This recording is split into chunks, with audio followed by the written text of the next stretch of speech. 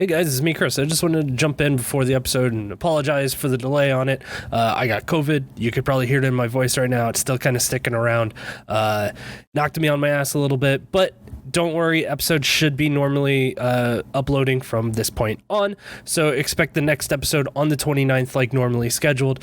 Fun fact, actually, I tested for COVID before we recorded this episode. And then it hit me in the middle of the episode whenever it like kind of started hitting really hard. So see if you can find out exactly where COVID started hitting. You'll be able to tell, I bet. But otherwise, I'm feeling okay now. I really just wanted to apologize for the delay.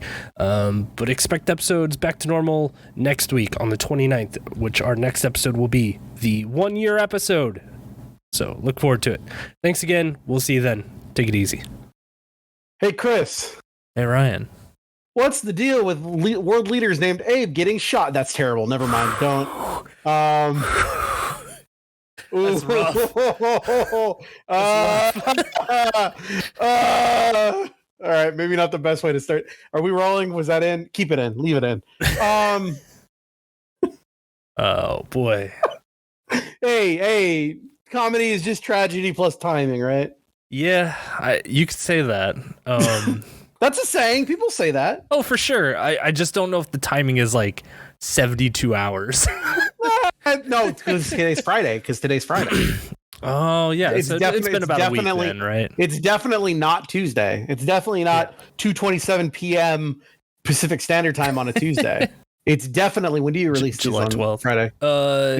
So it usually like noon Pacific is what we say for everything, but that's for like emergencies. Usually it goes out like at midnight, like Friday morning. Oh, wow. Yeah. So it's definitely like, it's fine. Yeah. Whew. That was shocking. Yeah, I heard. Did you hear? I guess it's starting to come out. Do you hear why it happened? I had heard something about like a religious objection. So like the dude thinks he was a part of some like religious extremism. That dude. Okay, so Abe's dad is apparently high up in some church that fleeced that guy's mom, and for some reason he thought, well, this is how I get back. Right. It's like, kill that guy's son, and you just happens to be the former prime minister, right? He's not. No, he stepped down. Here's the worst part, right? He stepped down because he was like terminal cancer. Like, oh no! Dying. Yeah, he was dying, and he was like, I can't be prime minister because like I'm going through chemo and trying to stay alive. But I if I remember correctly, it was a pretty far advanced stage of cancer, only to be shot in the street.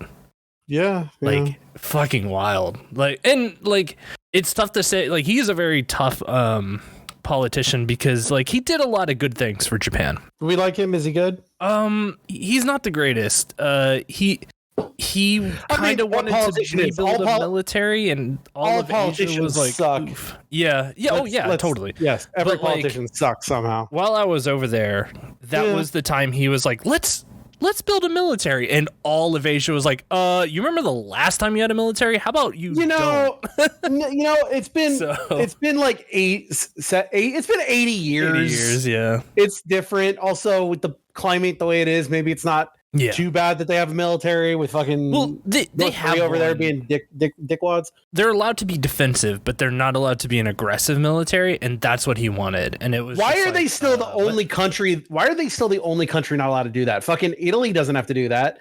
I don't know. Germany doesn't have to do that. I guess it was just because they were the ones that brought the war to America. So like, I guess the Americans kind of are trying to, I mean, a lot of people still see the intervention of their country like as an occupation. Like they see that Okinawa is an occupied state from the U.S. military. Like Yokohama is a occupied part of Japan. They don't really like the U.S. being there, but they understand like it's one of those dual-edged swords because the U.S. is the strongest military in the world, quote unquote.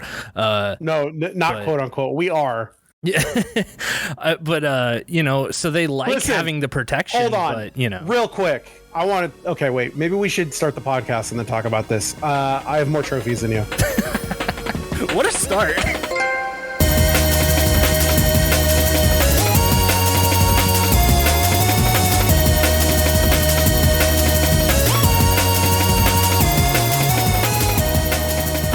Welcome, everybody, to I Have More Trophies Than You, a video game podcast about video games.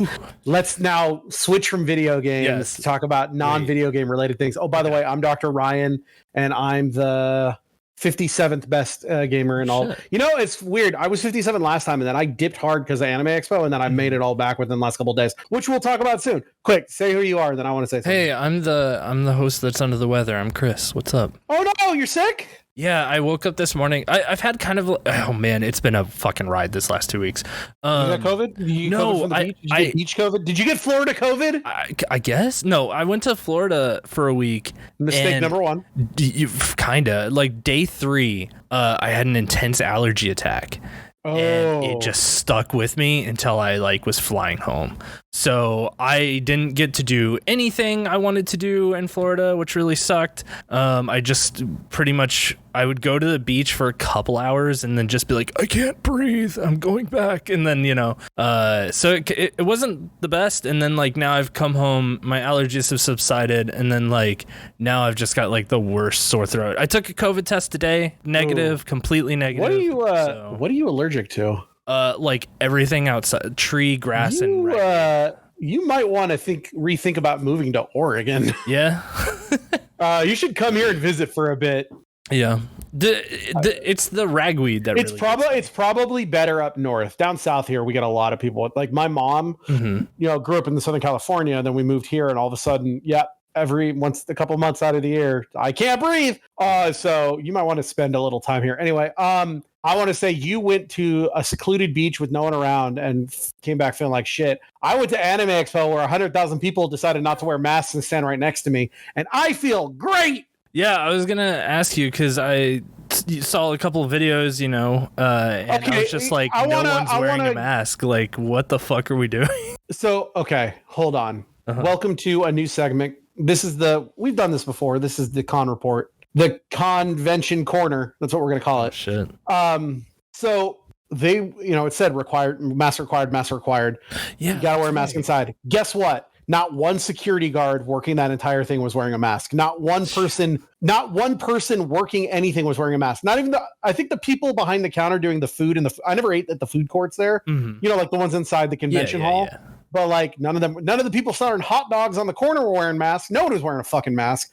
There were all those tweets of the fucking fire marshal shut down Anime Expo. No, he didn't. What happened was the expo hall opens at 10. Mm-hmm. They started letting people in at 9:30. And what it was is they said, all right, no more people in until you open the doors to the expo hall. Cause the main front room got full, but Anime Expo was never shut down. Does that make sense? Mm-hmm. Also, I've talked about this already, but no, I haven't talked about it here. This is great. That convention was, as always, one of the worst run conventions of all time, but it was the opposite. Usually it's overrun and run shitty because they're trying to stop anyone from doing everything. Right. This was the opposite, where it was the lawless West. I never saw one person who worked at Anime Expo once I got inside Anime Expo. Oh, fuck. Really? Everything other than security guards saying you can't go through here, but I'm talking there were no Anime Expo con people. Staff, volunteers and stuff. I hung out a lot at the Mega 64 booth, just hang out with them and helping them out. And usually it's always somebody coming by, hey, how you doing? Or right as the convention ends, there'll always be somebody there being anyone without an exhibitor badge has to get out right now. And they would go booth to booth and check everyone and really? They have this thing where they would sweep everyone out. At the end of the day, no one ever came by. People were just hanging out. It wasn't until 30 minutes after that maybe you'd see a security guard being hey, you got to get out of here. But, I only had a 3-day badge. I didn't go as an exhibitor like I did in the past with them. But I would still hang out, and no one ever gave a shit. As we were walking out, people just be oh, hey, you're supposed to have been leaving already. I was oh, that's fine. We're leaving. And they're okay, cool. There were lines for everything, and it was so shittily run. There were 4 to 5 hour lines to get in the building, but the thing is, there were 6 different lines that you would get into, all leading to one line, and people would just start lines, and people would get behind them, and so you get these people who are standing in lines going through a fucking giant thing through the parking garage, but then you get this other offshoot line that's smaller, or you just do what I do. The little thing I created called the fruit cart trick. This is a little trick. Use this. So what they were doing is all these lines would corral to basically a checkpoint where they would look to see if you had to have a COVID wristband. They had this offsite thing which also apparently was shittily run, but the one I got there was fine, where you have to show your COVID card and your ID, and you get a wristband. Yeah, the that's thing is, what they did for the last few Pokemon events too. Now, get this shit. Other people went in line 40 minutes. I went in line for 2 seconds because when I got there, I just walked up to some security guard because they'd started like 14 different lines with security guards. And they're like, all right, show it to me, get your ID. He literally, I just held up my card and I was like, all right, good. He never looked at it. He never confirmed the name. He just saw an ID and a card and gave me a wristband. Whatever. That was the day before. So the day of, there are all these lines. It's like they're going to be like 4 hours to get in. It's all fucked. But I realized that you can just walk in because all of these lines funnel into what is basically like a checkpoint where there's a couple security guards just saying, let me see your wristband. Then you'll go through a gate and then that will lead to the actual lines to get in where you go through like their security scanners. And then you have to, the badges all had ID chips. You had to like scan your badge to get in. So I did the great thing of just walking with the crowd until we got to the front of the line and I just walked in. And no one questioned it because there were so many people that nobody noticed. The next day, what I did is I walked up and I saw that again, but people were being more. So they had these fruit carts where you could buy like, they had the hot dog carts or fruit carts. And I just walked up and was like, how much for a cup of pineapple? And they were like $10. And I said, oh, no, thank you. And then just immediately did a 180 and walked in like I was in line the whole time. I never waited to get in line. It was great. And then people were on. I said that online, and people were like, "Oh, kind of a scummy move." And I was like, "Nah, smart. If they're gonna run it like shit, I should be able to do whatever I want." Yeah, I don't blame you for that. I mean, that's exactly what we would probably do. Once you got inside, it was literally just cramming as many people as they can into a small space so that they get in. I just walked in, didn't really matter, did whatever I wanted. Other funny line experience that I saw wasn't a part of it, but the biggest line once you got inside that wasn't for a panel was to get into the porno corner, the hentai corner. The line was hours long. Really? Yeah. The first day it wasn't, and Frank dragged me in there, and me and Frank and our good friend, the Wizard Shango, Brad, looked at boobies on pillowcases. It was very weird. They were selling this game. No, of course not. Damn. They were selling I guess there's some hentai game franchise called Rance or something like that. Does that sound familiar? R-A-N-C? I'm very familiar with it. I'll say that I didn't buy it, but I saw someone that I know buy one of those games. But anyway, I looked at the back cover and there's a line that just you can just buy those on fucking like Faku and stuff. You don't need this was like a physical copy. No, it was like a limited run special edition that came with like a mouse pad, that kind of shit. Anyway, there was a line on the back that said, Rance will Rance come back and win? He will still fuck many hard girls. I thought that was very funny. And fuck was in like better, like cool text or whatever. Font is the word I'm looking for. Anyway, so there's this big ass line to get in. There was another line around the back of it. And I was like, what is this a line for? And I just looked and I watched, and it was a line that people were standing in for at least, probably looked like a 30 to 40 minute line to get to the exit, to see a security guard telling them, no, this is the exit, go to the other line. So people were waiting in a line to be told, don't wait in this line. That rules. Amazing. No, Anime Expo was cool. I did. Video game news. Ooh. I played One Piece Odyssey. How was it? Was it cool? I wanted it to be. Yeah, it's Dragon Quest. It's Dragon Quest. It's like Dragon Quest 11. It was, you run around and then you'll get to enemies. Mm-hmm. I didn't play the whole demo because it's like, I get it. I don't want to play too much. So what was interesting to me is that they're doing the system of, everybody's got TP, which is like mana for like special moves. You always start every battle with none, and then as you hit with a normal move, it gives you TP. Okay. So it's it's not like in like something like a Dragon Quest or Final Fantasy where you can just always open up with your giant spell. Right. The other thing that was kind of cool is they had things called dramatic battles, which is I'm gonna butcher these character names, okay. There was a dude named Usopp. Usopp. He got cornered by a bunch of giant penguins, and then the other guys in my party, it was Monkey, DeLuffy, it was the little reindeer Tony Chopper guy, and it was the dude, the blonde haired dude, Sanji. That guys, they were stuck on another like arena, if you would. And there were bad guys in front of them. And so the idea was that the Usopp guy was stuck in a 3-on-1. And if wanted your other guys to get through, you had to have those three guys defeat the guys in front of them. Oh, okay. So it was cool. It's like they were neat. doing things to like sometimes you'll have to fight in different areas. Right. Other than that, the actual like going around the world was a lot like Dragon Quest. There were shiny things on the ground, you pick them up, and the traversal puzzles were just like you could use Luffy's rubber Gatling, whatever, like a hook shot. You could hook shot across things, and you had to like actually swing. I only played like it's probably a 20-minute demo. I only played about 10 minutes of it because it's like I just want to get the playthrough. I was skipping all the cutscenes because I didn't give a shit. Right. I just wanted to see what the gameplay was like, and as I could say, oh, it's a turn-based RPG. That's so good. I'm very excited for that game. I can't. Do we have a date for it? I think it's just late this year. I don't think it's got like an official date yet. I'll definitely play it. Yo, speaking of One Piece though, I caught up. I'm officially caught up in One Piece. I caught up on the trip. I played the card game. How'd you like it? Because I've played the demo on the phone. It was not. I don't think it was good. It seems like super tempo heavy to me. It's and by that I mean it's like it. You know, you gotta. It seems like a game. Opponent. The person. It's a game based solely on who can draw more cards. Because you've got like your main dude, and every time he takes a hit, I guess someone was saying it's like the Digimon game where when you take a hit, you have cards on the side like your prizes, but when you get hit, you pick those up in your own hand. Yeah, but you get the advantage of a card in your hand, and then if you run out of life, the next time your dude gets hit, you're out. And everyone's got like a number, and it's just like, all right, you've got to meet or exceed that number, but you can discard a card from your hand to do like a one-time counter, so that's why card draw is important. And the mana are these things called Dawn cards, DON. Does that mean something? It's just like a onomatopoeic like hit kind of sound. Got it. So like flap on the first player's first turn, they get one, so it's like one mana, and you can either spend it to buy things, or you can attach it to one of your characters to give them 1,000 extra attack on your turn. Everything's in thousands, but really it's just like you drop those three numbers. It's just like it's +1. Like we each had Luffy, and Luffy had 5,000 attack power. So I was like, you get a 5,000. Oh, I've got a 4. I put this in as a 5, and then I hit, and then they discard a card, and it doesn't matter.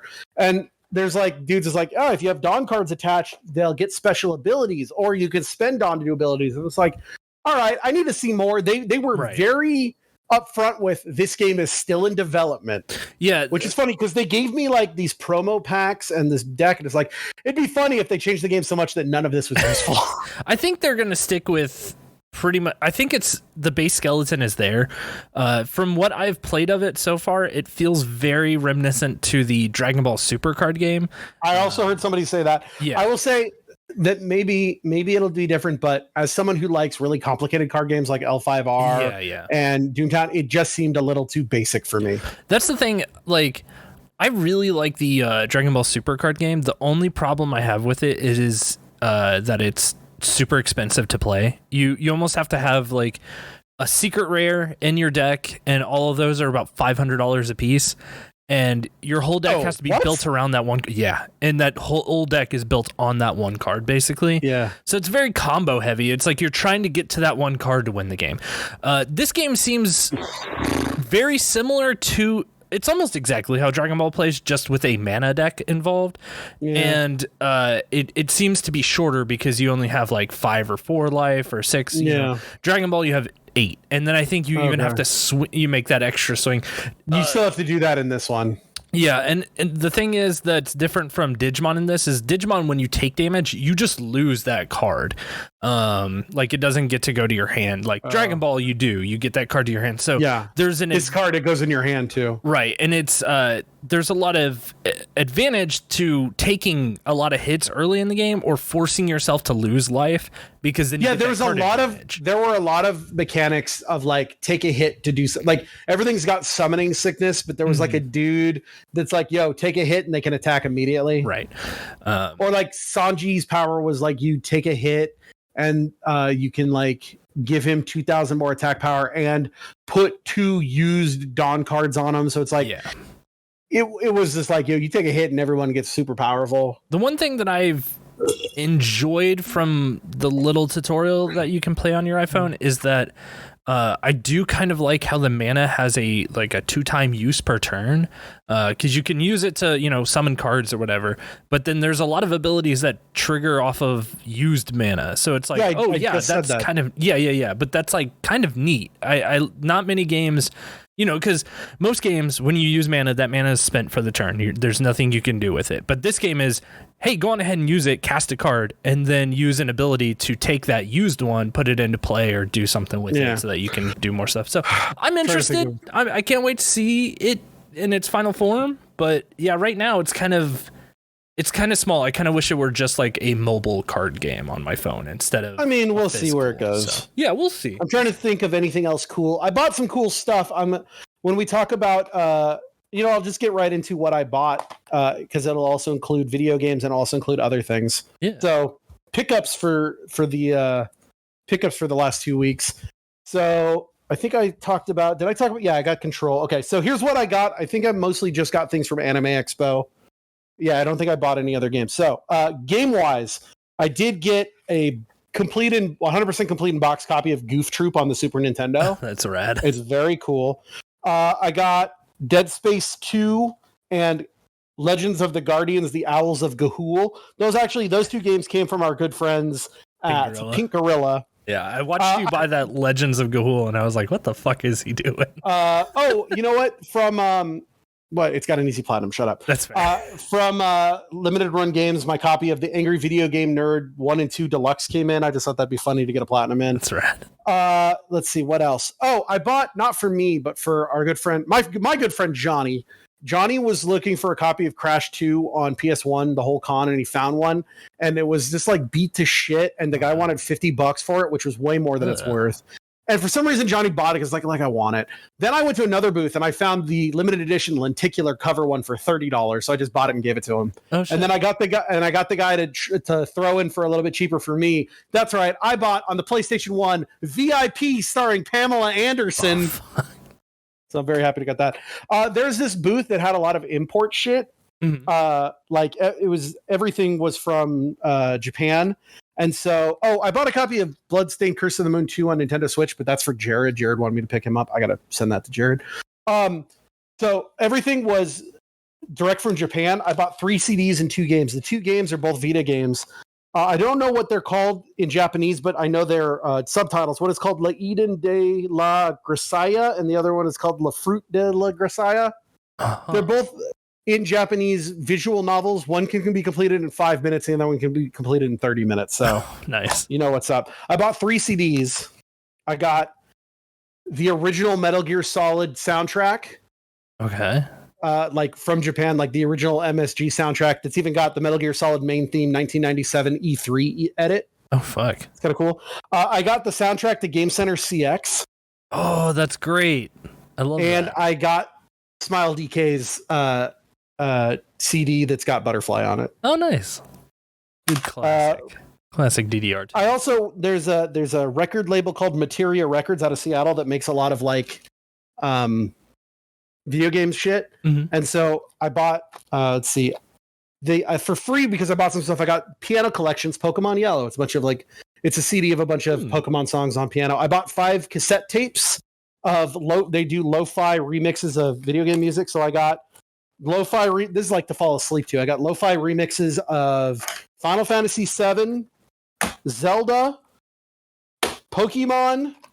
It says Yoshi, but it's got Delfino Plaws on it, and that's why I bought it. But it's a lot of stuff from like Yoshi's Story and whatever. And then Kingdom Hearts, but only because it has a lo-fi remix of Simple and Clean. So I needed that. You're gonna play Kingdom Hearts, and you're gonna love it. Shut up. And then you'll be all shut the fuck up. Tape. I also bought the entirety of the soundtrack to Valhalla, the cyberpunk bartending game. Yeah. I got that on vinyl. Nice. 5 discs. The music in Valhalla is amazing. I like Valhalla. It's one of the few visual novels that I actually read, like actually paid attention to and not just skip through, you know what I mean? Yeah. I got a cool print of Chop Chop Master Onion that says Kick on it. That's pretty cool. Then I bought some stickers. I bought a sticker. I went to Artist Alley. Artist Alley was a trip. It's all in Kensha Hall, which if you don't know, Kensha Hall is a fucking parking lot. And it was just They really Kensha put Hall them in a parking lot? Well, Kensha Hall used to be a literal hall, and then they turned it into a parking lot, but they still have it called Kensha Hall. It's the Kensha Hall parking lot. It used to be a thing during E3, and so yeah, it's in a parking lot. It's an indoor parking lot that is heavily air conditioned. Oh, okay. Well, I guess it still got really hot in the middle of the aisles when there was like a billion people. Right. But like then you could leave and go under a giant industrial air conditioner and just be like, all right, I feel fine again. But yeah, we went through all of the stuff. I bought some stickers. Mm-hmm. Somebody had really cool stickers of all the casinos from Fallout New Vegas. You'll hear about that soon. And I also bought a sticker that somebody made of a really cool you didn't play Elden Ring, right? No, not yet. All right, there's this cool dude named Alexander. He's a big jar man. Like the summon from Final Fantasy? No, he's a jar. He's a jar. Oh, is he just the little pot dude that like I see? He's the big Twitch pot chats and stuff. He's the big pot dude. Oh, okay. The little pot dudes are anime. Did you remember the Game Awards when the big pot came out? Yeah. That's that guy. Gotcha. And his whole deal is like, hello, I am Alexander. I'm a mighty warrior. And then it's like, how do you get stronger, Alexander? Let's find mighty warriors and I kill them and I put them in my pot and I extract their essence. So basically, he's like a Venus flytrap for warriors. It's kind of cool though. He rules. I got him. I also bought some shirts. You might have seen a cool picture of me in an entire Dragon Ball Z getup. Yeah, the drip was pretty fire. I'm not one for button downs, but I bought 3 button downs in that pair of shorts, and I gotta say, maybe summertime Ryan is a button down man. I think button downs are pretty clean if you can like pull them. So I got that one from Atsuko, which is apparently like a really high end Japanese clothing brand or whatever. Mm-hmm. I also got one from Artist Alley. I want to shout out. They're called Star Salts.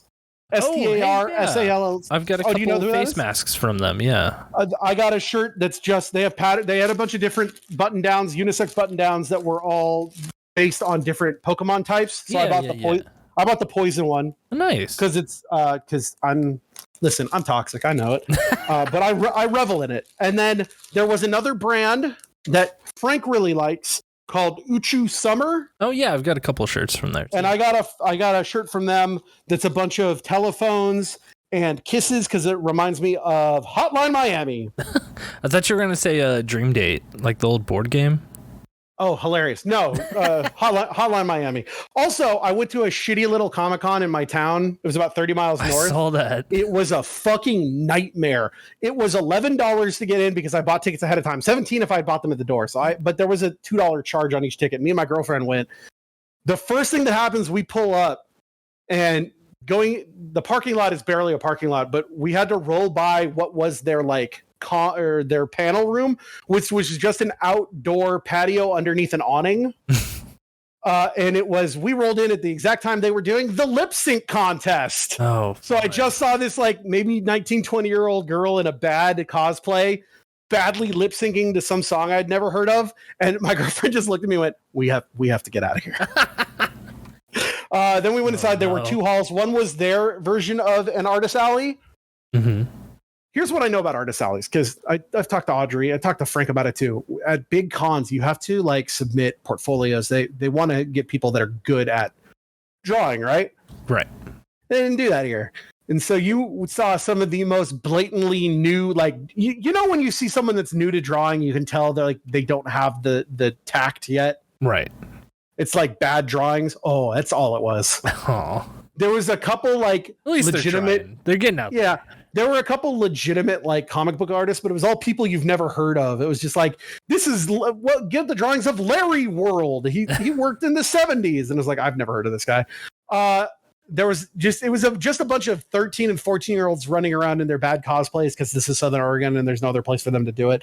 We have a Medford Comic-Con at the library every year that's a little bit better put together. Also, it's free and it's super fun. They didn't do one. You haven't done one since COVID. Right. And I don't know if they're doing one this year. They probably aren't. Maybe they'll do it again next year. But this was this one so this was called the Meadowlark Comic-Con. And there was one of those before COVID at a convention center by a hotel here in town. And it was shitty, but it was it was finally put together. There was a bunch of stuff. It was a legitimate, better experience. This felt like a slapdash, shit, COVID's over. Fuck, get some people in here. Right. The second hall that was actually the dealer hall, half the tables were empty. It was a lot of just, it looked like a fucking swap meet. For $1, I bought a copy of a TV guide from 1999 because it had Watto on the cover. Yo, actually, that the story about the artist alley really reminded me of something. Can I take you on a ride for a second? You would take me on a ride? So, Free Comic Book Day, right? First Saturday in May? First Saturday of May, yeah. Yeah. So I used to run a comic book store down in southern Indiana, right? We would get local artists and stuff. We had a couple people that worked in the industry, and they would come in and set up a table or whatever, right? Yeah. Well, there was a guy there that would always draw like different characters from different series as pickles. Okay. And this is before. Is this pre-Pickle Rick? This is pre-Pickle Rick because they stole Pickle Rick? Get this. That guy won't come anymore because there is the artist for the Rick and Morty comic works in so he would come and set up and do stuff, and the pickle guy is convinced that he tipped off Justin Roiland because he does know him about this pickle situation, and that's what spawned Pickle Rick. And so he is trying everything he can to like say, you stole my idea and whatnot. But it's like, dude, like, are you really gonna get upset about pickles? I think he stole his idea. He might have. Be fucking furious. I'd be fucking furious. It's like, I'm the pickle guy. You took my pickle shit and made your own. Oh, I'd be calling lawyers. But I do have a pickle. I think it's a pickle Green Lantern. I'm not sure, but he gave me one because, like, I work there, so a lot of artists would just be like, hey, you can have this as like a, whatever, for running the event, I guess. But, yeah, so that guy that does the art might have stole Pickle Rick, and that's where Pickle Rick might come from. I'm going to 100% say that guy stole Pickle Rick's stolen valor. Pickle Rick is stolen valor. I'm going to tweet that out right now. If you're listening to this, you'll know the exact time we had this conversation. But yeah, also the guy that does the art, I might be inclined to believe the pickle guy because that guy's kind of a trip. Like he was doing a service, I call it that. Or I guess he called it that, but he would sign the books that he did the art for or whatever, right? And then he would be like, hey, if you give me $20, I'll send this into CGC and get it graded for you and sealed, and I'll just have it delivered to the store and you can just come pick it up. And we had nothing to do with that. Like, we never accepted to do that. We were just kind of like, oh yeah, like if you want to have it delivered here, they can pick it up, I guess, but we don't have any part of this, there would be months and months would go by. Almost like 9 months had passed. People are coming in like, where's my book? And we would call them and we're like, dude, you're getting a lot of like angry people at our store and they're wanting their books that they paid you for and then paid it a premium on top to get it sealed. What's going on? And he just ghosted every time. I don't know if those books ever came in. This is the pickle guy did this? Or no, the dude that does thief. the thief did it. Yeah, the thief did it. Okay. Yeah. So it kind of lends to that, that idea of the character that he might just be there to take people for rides. I listen, I am going on record. I said Pickle Rick is stolen valor. I put it on Twitter. It's I stand by my words. I'm trying to think if there's anything cool else to talk about. We're still technically in convention talk. I'm trying to think if there's anything. Oh, I wanted to say about the shitty convention. It was really funny. I was on the poster. I was like, we've got a video game room. Their video game room was a table where they had 4 of those little tabletop like Pac-Man Galaga machines. Oh yeah. Chained to a wall. And how like every Comic-Con's got to have guests, right? Right. Their main guest was some lady that was in a bunch of like B horror movies that I never heard of. They had whoever was like Darth Vader in Star Wars Episode 5 Special Edition, which I think means just like pickup shots. Mm-hmm. And they had the last living original Tusken Raider from Episode 4. That's great. Oh yeah, you could tell these people were just like, yeah, my soul is dead.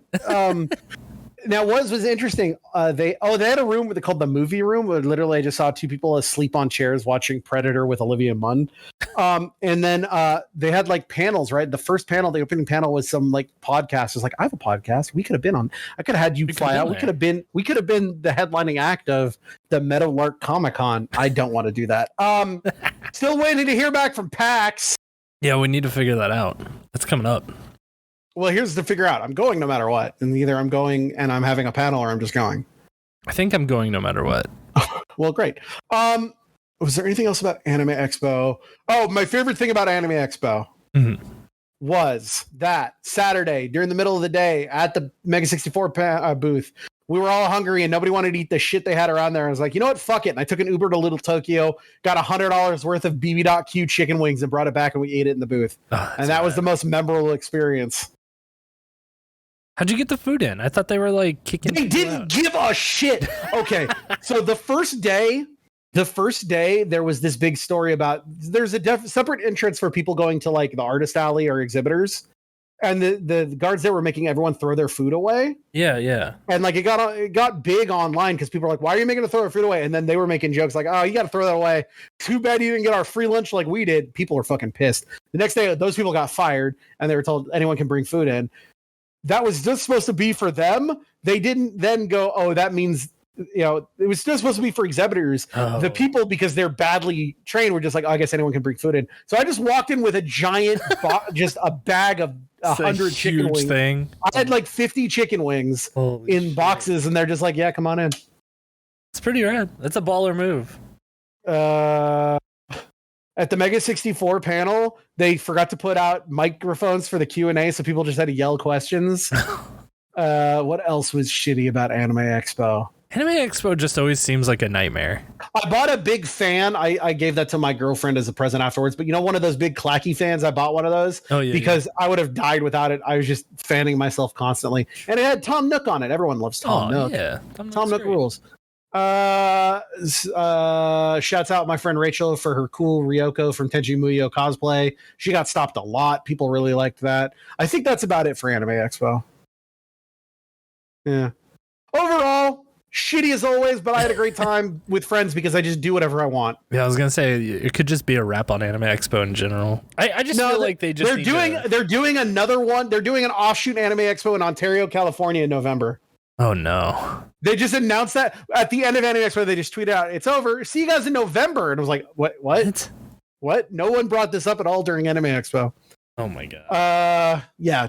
What a mess. I couldn't imagine working for that organization. It's just got to be a nightmare. I only saw the entire time. I only ever saw one person with like a badge of someone that worked there, and it was in the console free play area. It was just some person sitting in a chair on the side, looking at their phone instead of actually doing anything. Oh, jeez. Yeah. Yeah, that's a lot of good videos on Rocco's personal channel if you want to just see us do dumb shit. We ate corn dogs. We ate Korean corn dogs. I got one that had like potatoes on it, looked like human teeth. He got one that was covered in chocolate and it looked like he was eating a giant piece of human shit. There's a cool video that hasn't come out yet. Maybe by Friday it will come out. I don't want to spoil it, but very cool video of me, him, Kevin, and Rachel at my hotel, the Westin Bonaventure, trying to do a very specific task. It's like half an hour long, so enjoy that. You'll see it eventually. Other than that, I think that's good on cons. Video game wise, what have you been playing? Oh my god, I've been playing all. Oh, but what we should like actually. Okay, you do that, and then before you say what you've been playing, I got to say something. Yeah, I did pick up 2 games. As you mentioned, you picked up a couple from Pink Gorilla. I also did. Yeah. I got 2 Vita games. I got Phantasy Star Online 2, and I got One Piece Warriors 2, both Japanese copies. Oh, yeah, you speak Japanese, so that works out. Yeah. I was pretty stoked. I was so ready for that sale, and then it like abruptly ended, and I was like, wow, that was really short. So they ran out of stuff. Yeah. He always does those starting at like 5:00 on Wednesdays, and it's like I work till 6, and the mobile delay is dog shit. Yeah. You'll never be able to win anything. before we get into what you were playing, we should just roll this in the main episode, because this episode is called the Half Year Roundup. It is. We're going to talk about. I know what you're thinking is like, well, you guys already talk about what you're playing all the time. So what is the Half Year Roundup? The Half Year Roundup is really simple. We're going to talk about maybe small things that we didn't bring up before. Overall, where our feelings are going into Game of the Year at the end, and also talking about what's coming up for the rest of the year. Right. So why don't you start? What have you been playing recently? All right. Let's just do recently the last 2 weeks, and then we're going to talk about like what have been your best and worst of the year, what you think, where your mindset is going into the end of the year, and what you're looking forward to. Yeah, so most recently I've been playing a lot of different roguelites, I guess. Yeah. I've been playing Risk of Rain 2. That game, it finally just clicked on how I should play that game. So I've been getting really into that. It seems pretty chill. I've probably only put like maybe 2 hours into it though, so I can't say that it's the best game ever, but I would really like to try it with friends because it is a 4-player co-op one. But it seems cool as like one of the shooter roguelites that are out there, which kind of similarly, I did try Gunfire Reborn, because I know that's coming to Xbox Game Pass soon, but Steam had their big summer sale and it was like $5 or something. So I went on ahead and picked it up. I wasn't super sold on it at first. It's another one of those like shooting roguelites where you're just, going down corridors and go to a portal, go to the next room, try to find the boss, kill the boss, while picking up different guns. It seems kind of neat, but I think it might be one of those where you probably should play with friends for it to be more fun, because I just kind of like, I don't know, comparing it to Risk of Rain 2, I feel like there's a better game loop inside of Risk of Rain 2 versus Gunfire Reborn.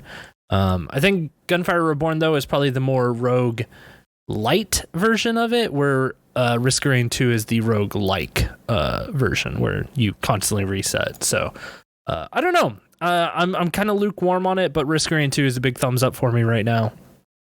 Can I interrupt you for 1 second?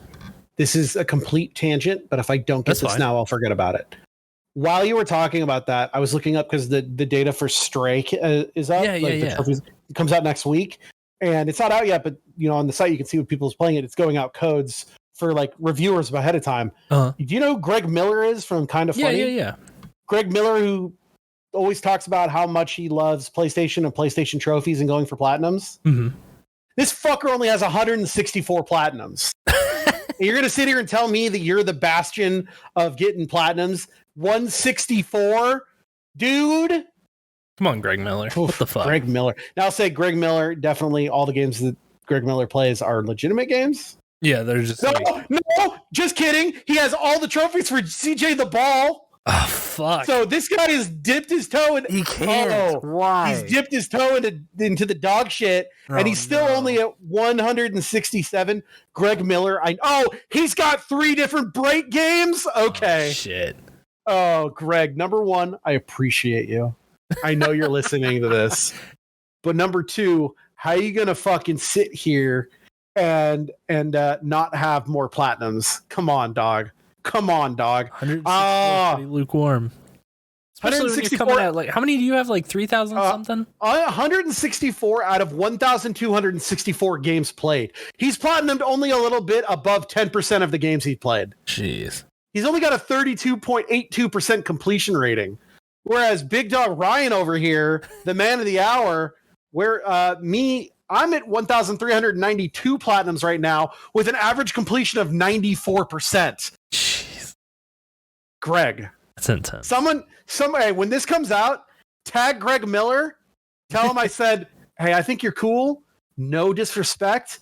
Got to up those numbers, dog. Come on. If you're going to do it big. Hey, go Greg. Big or go home. Hey, Greg, I know you're listening to this right now because this is the part that's going to go onto Twitter. Yep. And then people are going to tag and it's like, Greg, I respect you. I think you're very good. But if you want to come to the big boys table of platinums, give me a call. All right. Send that one. This is a call out post.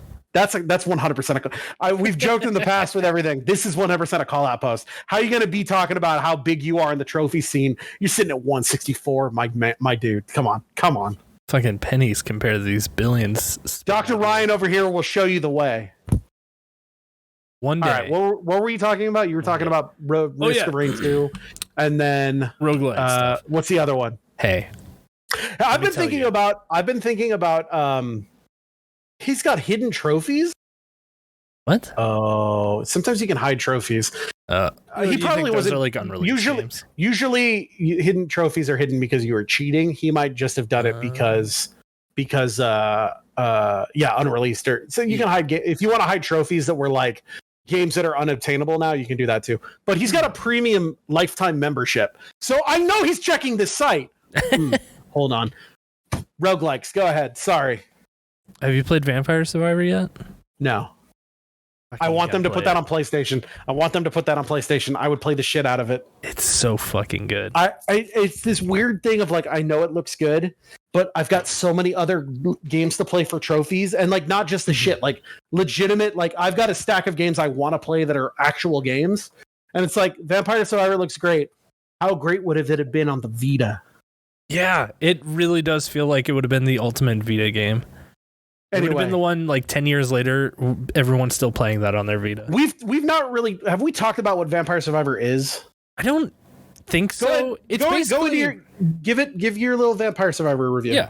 So it's a top-down bullet hell game, I guess is the best I could explain it. You are the bullet hell. Yeah, you play as a character that starts with a weapon. There's 50 different weapons in the game or something like that.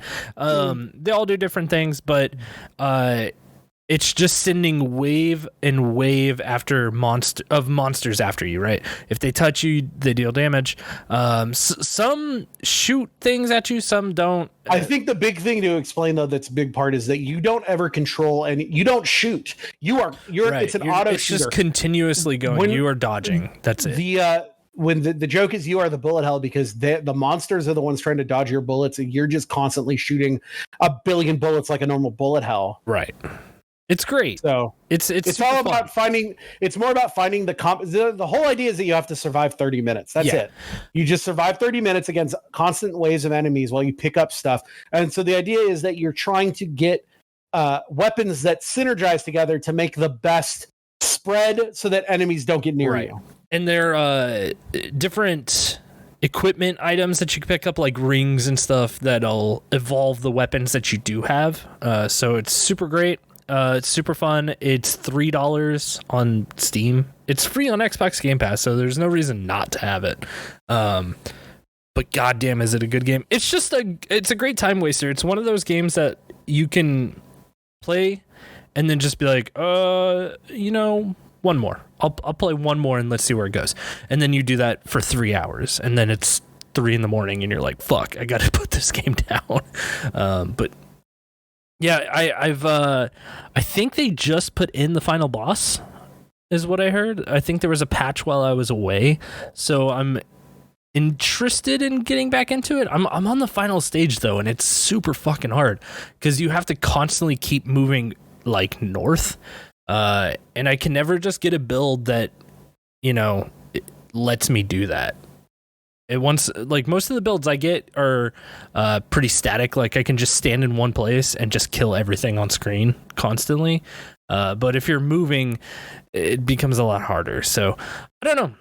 I'm really into it. I love the game. I think it's fantastic. I hope they do more with it. I guess they're still adding stuff. They're not to a full launch yet. I think it's on. Yeah, it's still in early access, isn't it? Yeah, it's like the 0.8 build right now. So feels like there's a little bit more that they're going to put in. But I mean, past that, like when it does, whenever it's considered a full launch, I hope they do more. I hope we get more games that are like this, because this game is super fun. It's kind of unique in the way that it plays.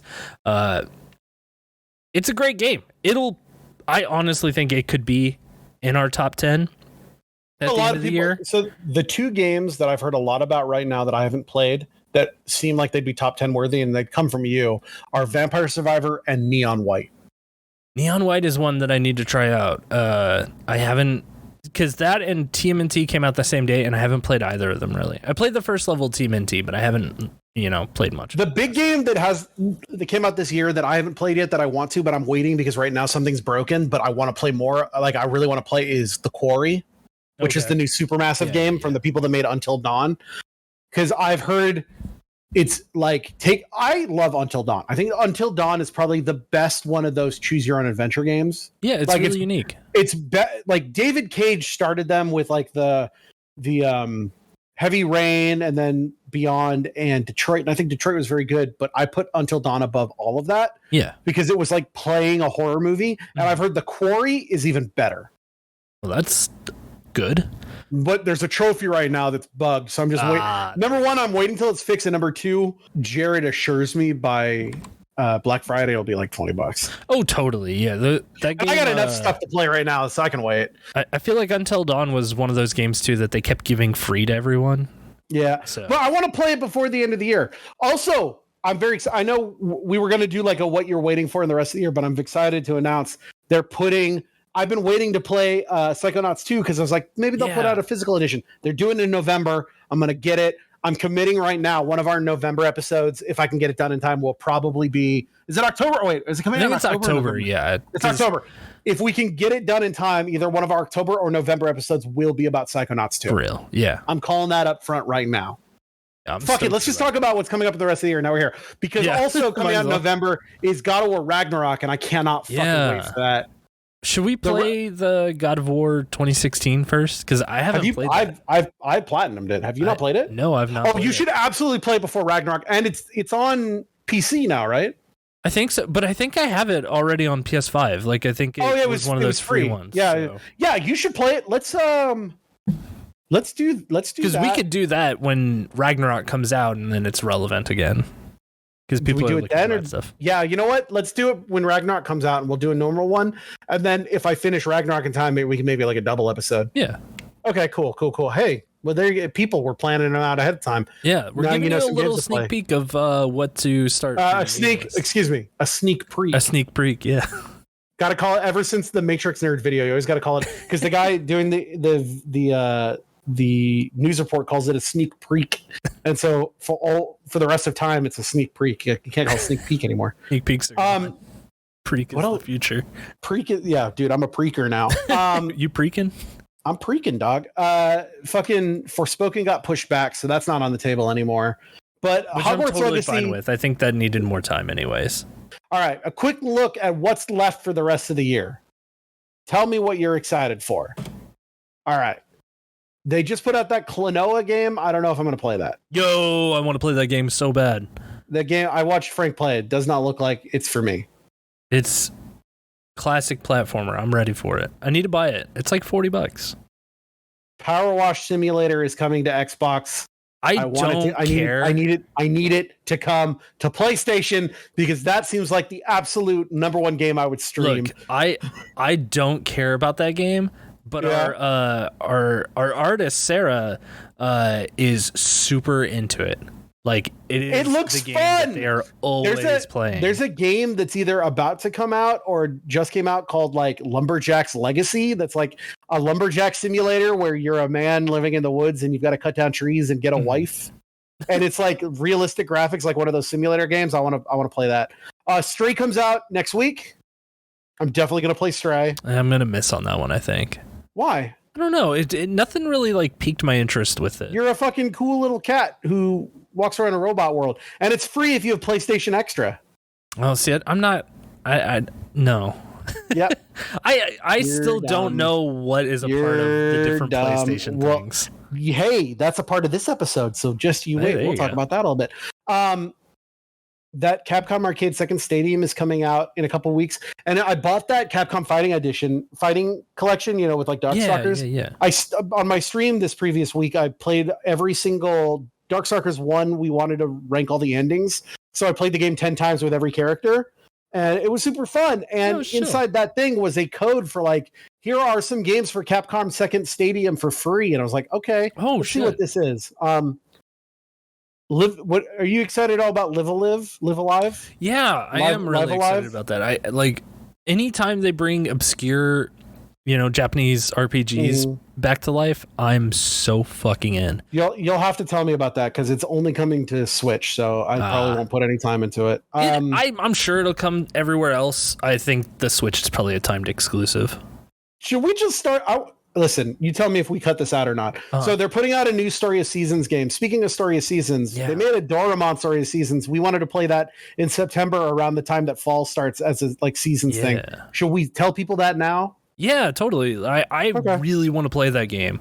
And if you want, I think it's on sale right now for like $10. So yeah, I've been wanting to play that game for a while. And speaking of, there's another super stylized game. It's that Shin-Chan game. I was getting to that. That Crayon Shin-Chan game is coming. Do we have a date for that? No, I don't think so. I don't even think it's coming out until next year. You know what? I saw at Anime Expo that I totally forgot about. Do you remember when we were talking about the Nintendo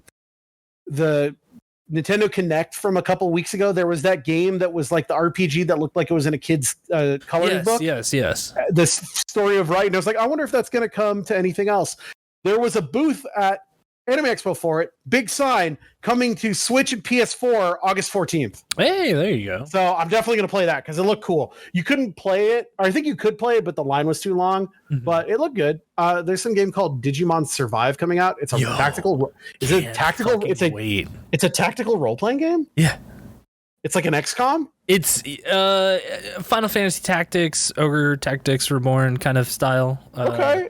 But it's like super Persona heavy as well. Like you've said the correct words that make me go. Yeah, it's got like a dark character based story where you're trying to bond with other people, right now. And if they don't work out, they might die and stuff like that. Digimon Survive is coming out.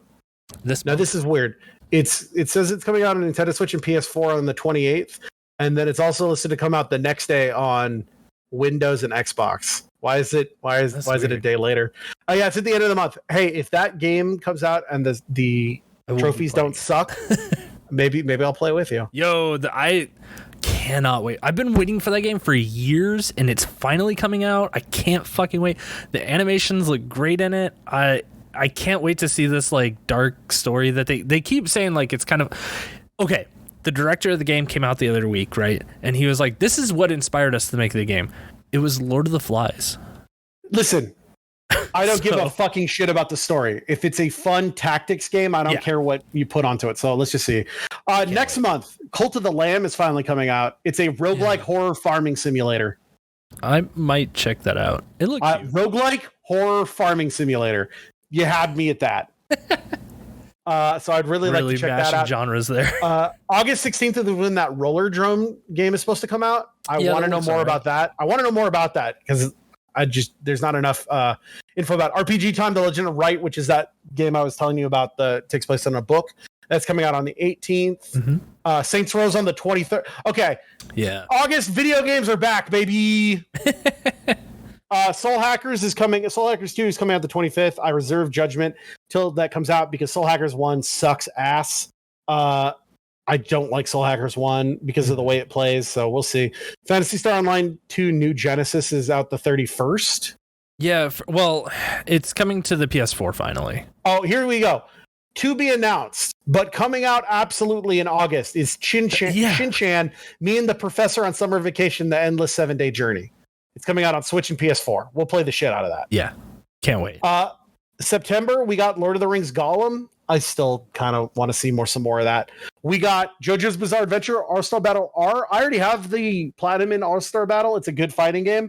And they had it at Anime Expo. And I just went up and straight up asked them, and it's like, other than new characters, is this just All-Star Battle? And they're like, yeah. So I'll play that again. I liked All-Star Battle. Yeah. Last of Us Part 1, I know you don't give a shit, but I do because I can finally get the Platinum in Last of Us without having to play multiplayer. That's good for me. They're making a Lego fighting game. That's weird. Is it like a Melee kind of game? Or I say Melee, it's Smash Brothers is what I mean, I guess. I don't. It's a platform fighter. It's 4v4. Yeah, that sounds like Control Smash the center Brothers map. Then I guess. I'll wait and I'll reserve judgment until I see trophies. Yeah. Let's see what else. Dragon Quest X offline at September 15th. We aren't getting that game. Why not? Japan only, because for some reason they don't want to bring Dragon Quest X over here for whatever reason, which is so stupid. I would love to play the offline version of that game. I tried to play it when I was living in Japan, and I don't know. This is a list. This is on Wikipedia. It's a list of all American games. Yeah, it's definitely not coming over here. I guess we'll see on September 15th. Yeah. Hey, if it does come out and I'm wrong, I will be so happy to be wrong. But I'm pretty like I'd be willing to put money down that it's not coming out here. The new Square Enix turn-based strategy role-playing game, The Dio Field Chronicle, is coming out on September 22nd. That looks kind of interesting. There's a board game that they're putting out too of that, which I'm interested in. They've called it more like XCOM than Final Fantasy Tactics. So interesting. You know what? I love a good tactics game, so we'll just have to see. There's a game coming out that same day that I pre-ordered already called Potion Permit. I don't know anything about it other than like you run a little potion store, and that seemed fun. I like that. What about DreamWorks Dragons of the Nine Realms? No, thank you. You know what's weird? Okay, that How to Train Your Dragon. Yeah. They have video games for all the movies, and they're all fucking impossibly. They made these games, and the platinums are like 1% completion. They made them all impossibly hard. Like super hard. Yeah, it's weird because all DreamWorks games are usually really fucking easy. Like they're all like 1 to 2 hour platinums, nothing like I have Megamind, that kind of shit. Yeah. And then for some reason, the How to Train Your Dragon games are just like fucking impossible. Break your back to get the platinum. Yeah, I don't get it. Tunic is coming out on PlayStation the 27th. I'm definitely gonna play that. Our friend Jared from Cheap Ass Gamer recently just played it, and he said he had a really good time until the end. So at the end, you had to do some things that were like the end of Wind Waker, we had to go back and find pieces throughout the world. But it's like, but I like that. I liked that, so I have no problem with it. Paw Patrol Grand Prix is coming out on the 30th. Ooh. Might have to do that. Let's see. Going into October. October is when No More on the 6th is when No More Heroes 3 is going to come to PlayStation. I've never played a No More Heroes game. I do own the PS3 copy of No More Heroes 1, so maybe I'll try to play that beforehand. Yeah, they're great games. I really like them. Yeah. I wouldn't be able to play 2, but I can play 1 and 3. Right. Nier Automata is coming out to the Switch. Who gives a fuck? Marvel's Midnight Suns. I'm excited. I want to see gameplay though. I want to know what the fuck that game is. It's a card game, apparently. What? Yeah. We'll see. A Plague Tale Requiem, the sequel to A Plague Tale Innocence, is coming out on October 18th, and I really liked A Plague Tale, so I'd love to play that. The new Mario and Rabbids game is coming out. Who gives a shit? Persona 5 Royal is coming out again on everything. Gonna get a 4th Persona 5 Royal Platinum. Don't even think I'm not playing that game. I already know this time. It's like, question is, I always like to date one girl because when you cheat on girls, it's sad in that game. And so the first time I dated On because she's the best, and then the second time when I played Royal, I dated the new girl because she's new, and then the last time I dated the teacher because forbidden love. So the question is, who do I date this time? Do I date a main Phantom Thief? Do I date Makoto? Or do I date Futaba? Who would date Haru? She sucks. Or do I go out for one of the side girls again? That's Makoto. Yeah. The Futaba thing, she's like a nerd, but she's like an 8th grader and you're like in 9th or 10th grade, so it's just something weird about that. Japan. yeah, it sounds like Japan. So can't wait to get another one of those platinums. Yo, Dungeons of Aether is coming out finally. Can't wait for that. Resident Evil Reverse is coming out. I don't know what the fuck that's going to be about. That's somewhere like a year late now, isn't it? Yeah. When is that Resident Evil DLC coming out? I don't know. Oh, also, speaking of DLC, do you know what DLC is coming out this year? Or this month? Saints Row is definitely coming out. What's coming out this month? The Final Fantasy Origins Stranger of Paradise DLC. The first one is coming out at the end of the month, and I can't fucking wait. I'm worried about that because if it's anything like Neo, the DLC to Neo, the trophies were like. So the DLC to Neo had. Basically, there was new game, and then there was like new game. There's like a chaos mode like thing. It was new game. It was like Way of the Samurai or Way of the Dragon or whatever, right? The DLC comes out, and it's like beat the game on New Game Plus. They just skipped. It's like beat the game 2 more times because there were no New Game Plus trophies in the original one. It was actually pretty nice. You just had to play the game normally, and it's like there is New Game Plus, but you don't need to play it. Right. And then they put out the DLC, and it's like beat the entire game on New Game Plus. I was like, well, fuck that. I'm not doing it. I'm worried that the DLC for Stranger Paradise is going to be like beat the game on triple chaos mode. It's like, no. No, thank you. I might, because I really love that game. That game sucks shit. No. What else is coming out? There's a game called Kingdoms of Dump. It's not game of the. I'm telling you right now, it's not game of the year. It will not be game of the year. I will quit this podcast before I call that game of the year. It can go on the top 10 list, and it will go in the bottom 5. No. I feel that strongly about it. I will let it on the list, but I'm telling you, it's not a disagree. I'm telling you right now, it's not going to happen. Harvestella is coming out November 4th, and I want to know more about that because that's that Square Enix game. The Square farming that's game. like the Square farming game. I want to know more about that. God of War Ragnarok on the 9th. Fuck yeah. Pokemon Scarlet and Violet. I'm thinking about getting a Pokemon game. I'm gonna tell you not to. Why not? I've been playing Sword, the latest main series game.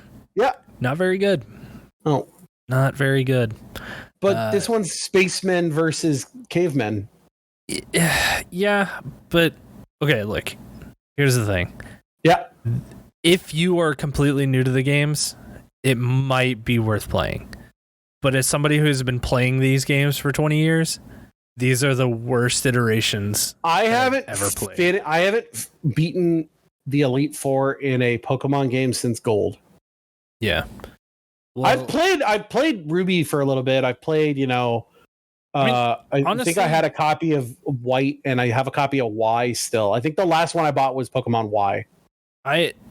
The last one I bought were Ultra Sun and Ultra Moon, and then I got a free copy of Sword at International. Kevin had to stop me from spending $300 on a box copy of Soul Silver this weekend. Oh fuck! I have a box copy of it. Well, I mean, it's not sealed, but like I have all the components. With the Pokewalker. Yeah, and gold too.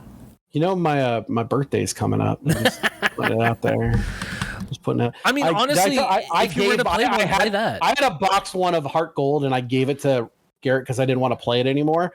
And this is when it first came out, and now that game's worth like $200. It's like, I'm just saying, man, hey, if you ever just felt like you didn't want to own one of those anymore, and your good friend Ryan, you wanted to give him a birthday gift, it's a good idea. And then for December, we've got Callisto Protocol on the 2nd, and Dragon Quest Treasures on the 9th. As far as still coming out, but no release date that I care about, I think we could care about. Alan Wake Remastered is coming out on Switch, if you care about Switch. Then I still want to know more about this game. It is announced to come out sometime this year, but they're making a video game based on the Alfred Hitchcock movie Vertigo. Oh yeah. I still want to know more about that. Let's see what else is supposed to be coming out this year. Bomb Rush Cyberpunk is still purported to come out this year, but I guess we'll see. We didn't talk about this next year. They did the whole Final Fantasy VII 25th anniversary stream, and they announced Q4 this year, Crisis Core Final Fantasy VII Remake coming out. Now, is that the Crisis Core for the Final Fantasy VII Remake, or is it a remake of Crisis Core for Final Fantasy VII, which is the prequel to Final Fantasy VII Remake? It's the Crisis Core of Final Fantasy VII Remake. So it is not a remake of Crisis Core. Hold on. That's the question, right? Okay. Celebrate the 25th anniversary of the Final Fantasy VII is now set a remaster entitled Crisis. Oh no, so it's a straight remaster of the original Crisis Core. Okay. The graphics have been converted to HD, including new 3D model. Okay, so it's not a remake, it's a remaster. Okay. That's important for end of the year when we talk about remakes versus remasters. That's true. And for what is good Final Fantasy VII and what is bad Final Fantasy VII. Oh, there's a second Doraemon story season's coming out called Friends of the Great Kingdom. We got to beat this other one. Yeah. Let's see what else is coming Dragon out. Ball The Breakers. What the fuck is that? That's that. I've never even heard of that. Among Us Dragon Ball. What? Yeah. Where They're you making a Dragon Among Us? Yeah, like someone plays as like Cell, and then someone plays as like Bulma, Oolong. Oh no, that's not like Among Us. It's like Evolve. Oh yeah, or like a It's not a hidden role game. It's a 4v1. Yeah. Dead by Daylight. Okay, yeah. Hogwarts Legacy is still coming out Q4. Definitely gonna play that. Definitely gonna. Nope, gotta play it. Gonna pay full retail price. Can't wait. I want Gundam Evolution. Nobody cares about Gundam. Gundam's for nerds. Multiverses is still coming out sometime this year. That's this month, right? I don't know. It just says.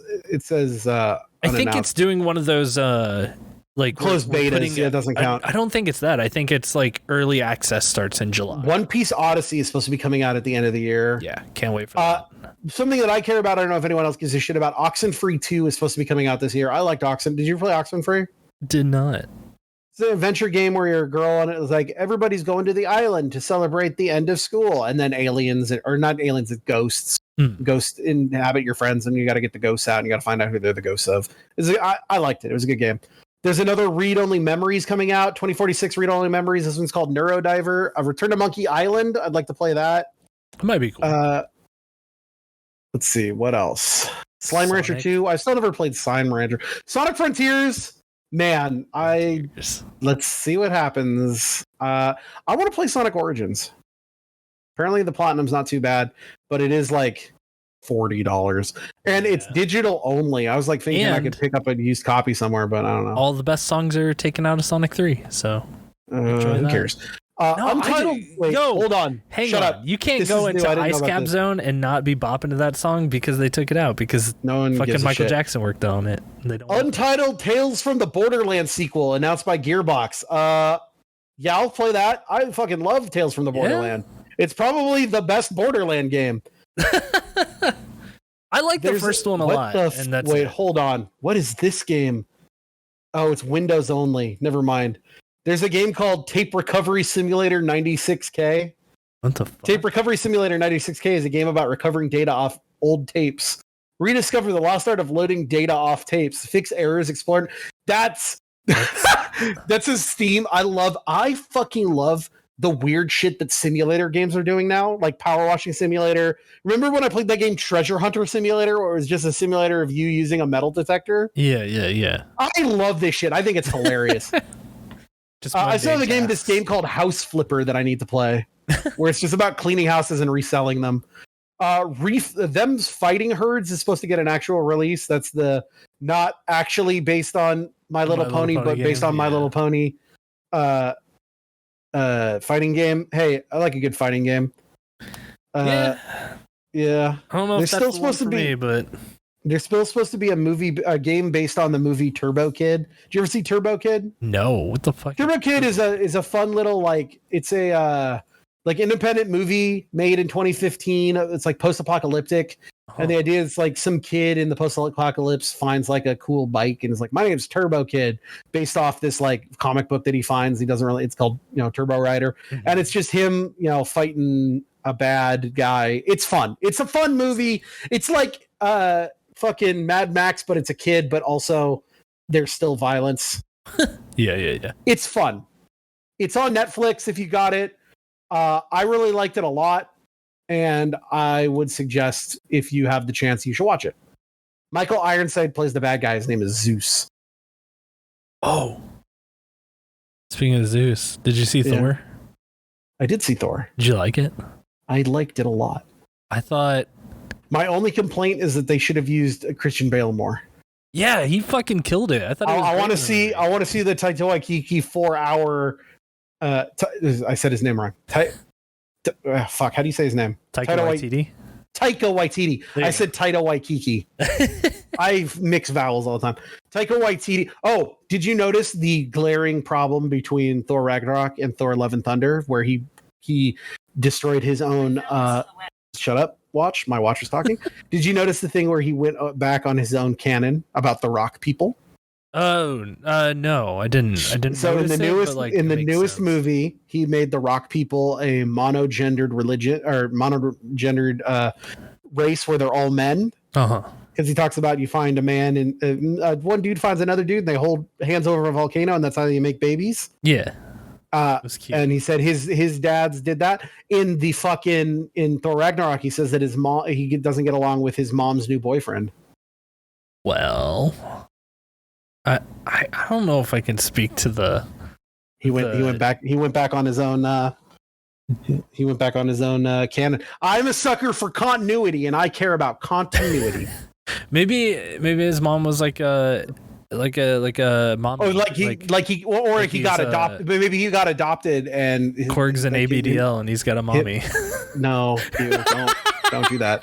I'd like to think the way that you spin it is that you say that Korg got lost from his parents at the young age. He got adopted by a mom. He had like an adopted mom, and then mom's boyfriend was a piece of shit. They were like anyway. aliens. That was a good. No, I liked Thor a lot. I thought it was. I thought it was a good movie. I felt like I said Christian Bale could have used a little bit more. The opening with the Guardians of the Galaxy was completely useless. Yeah, it just kind of the whole really Thor being up his own ass all the time shit is getting a little old. Well, I think that's kind of what we're moving past now. Yeah, he keeps learning and growing, and then the next movie he goes back on the learning and growing that he did. Let's hope that that's kind of past, because how the movie ends is him kind of being a dad now. So also like done growing. Okay, this is a weird thing. The kid that plays the little girl, I don't want to spoil too much. There's a little girl. Yeah. That's his real daughter. Oh, really? And when I was that's Chris Hemsworth's real little daughter. And when I was talking to Jared about it, Jared got really pissed because he's just like, I just don't like nepotism. I was like, I don't know if that's nepotism. What? If you're trying to cast a little girl to act with Thor, so you just get that kid's kid. Yeah, but his thinking was, well, she's going to become a character now, and she just got all he did is get his daughter a role for life. It's like, I don't know, she's 6. Who gives a shit? Yeah. No hate to Jared. I get where he's coming from. I mean, unless they like start putting 6-year-olds in the fucking champions. I don't know. Like, I mean, they put some dumb girl on some TV show I'm not going to watch. Miss Marvel is so fucking good. It might be the best thing they've done so far. It's definitely not. I've never even seen it. I don't need to watch a fucking show about a. No, I wouldn't. I'm not an 11-year-old girl. It doesn't matter. It's about like. Listen, I'm so glad. It's fun to just take in, other 11-year-old girls. It's not even about the culture thing. I don't give a shit about that. I don't want to watch some little girl go, I'm a little girl and I can fight. I'm past that. I'm a 36-year-old man now, and I don't have room for little girls. Okay? Oh, man, you're missing out. Don't give a shit. Show. Let's get She-Hulk's next. It's going to be good. They're making it a comedy. It's called She-Hulk Attorney at Law. Makes me think of Birdman. Harvey Birdman should show up in She-Hulk. That would be great. Awesome. That would be amazing. Yeah, so that's what's coming out for the rest of the year. Yo, we did miss one. Ultimate Kaiju Monster Rancher. Can't fucking wait. What? You know Monster Rancher? Yeah, it's no, hold on. Bullshit. I call bullshit on this game unless I can take the disc out while playing it and put other discs in. You can't. It's on then Switch only. Then absolutely fuck this game. Yeah. It's only a bummer there, but like they're all different, like Ultraman, Kaiju, and stuff. When I was a kid on the Fox Family Channel, they showed the Monster Rancher cartoon, and so I learned what Monster Rancher was, and I learned that it was the whole idea is that it was Pokemon, but you put in other CDs. I bought that game, and me and my friend Brad spent like hours just grabbing all the CDs our parents owned. Yeah, and just trying to see what monsters you could get out of them. The best monster I got was from an Elton John CD. Hey, the bitch is back. That's it for the rest of the year. Let's talk about we were supposed to do this afterwards. Now we can talk about the other half. So yeah, what are there any like? I want to talk about what I've been playing that I haven't really talked about. I want to talk about the state of shitty platinums. I want to talk about a game that I played recently. I think I'm going to go a little bit longer. So before we get into that, so far, is there anything that you'd really like to like highlight of maybe a hidden gem of the year, and also where you're at with maybe like your top 5 of the year? There's this little game called I haven't even done the platinum report yet. No, you haven't. Damn. Yeah. Well, we'll let you do yours, and then we'll move on. There's this little game that came out in February called Stranger of Paradise. Okay, we already did an entire We did an entire episode about it. I said hidden gems. If you want to call that in your top 5, that's fine, but you're not allowed to waste time on it. I really don't know, because I feel like this year's been kind of sparse on video games, right? I think the most hidden gem. I think we have been at the tail end of the problem of COVID, and as we just noticed, COVID's about to fucking not be a problem to video games very soon. For me, I don't know. I just think that the games I keep going back to play are just the classics. Like, it's just Final Fantasy 14, Pokemon Unite, just simple things you can play every single day, or just have, a constant revolving metagame.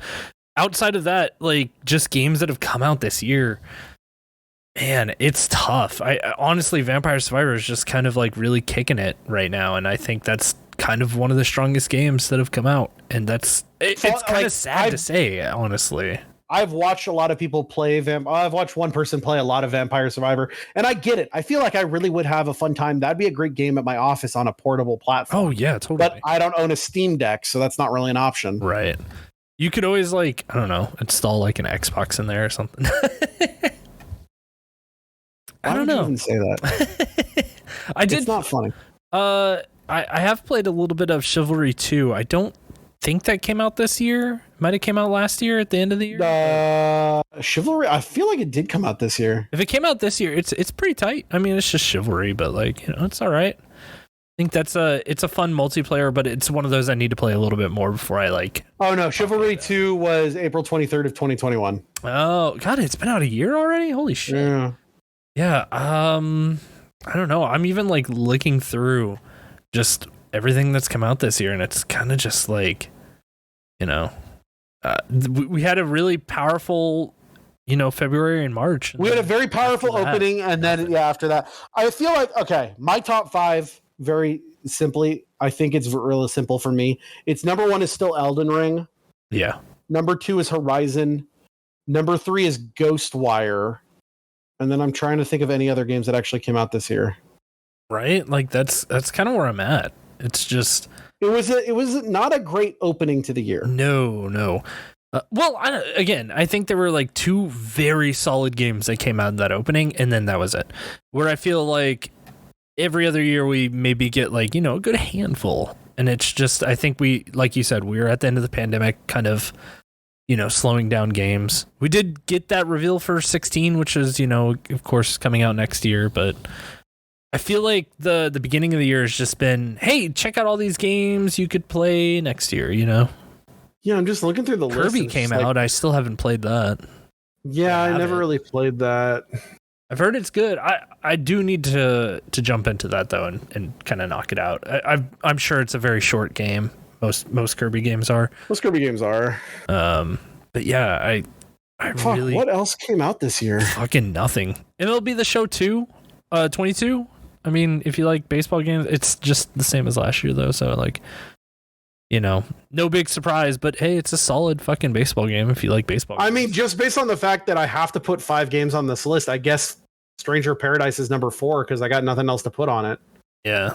It's weird, right? Did you know they put out a game on Windows called Aperture Desk Job? Yeah. I've heard it's not very good. It's the showcases the controller functions of the Steam Deck hybrid console. Yeah.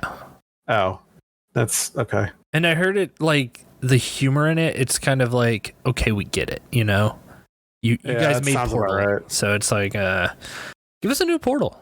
Where's Portal 3, guys? What the fuck? Yeah, well, they don't make anything with a 3. I know that's the joke, but I mean it's true, right? Yeah. I mean they made. You know, one game that came out. Okay. The 2 games that came out this year that I really want to play that Jared was just like, wait until the end. The other, it's the Quarry, and the other, and the one that I actually do want to play is Tiny Tina's Wonderlands. I've heard it's fun. I've honestly heard good things about it. I don't know. I don't know if I'm ready to dive into another Borderlands game again. But maybe.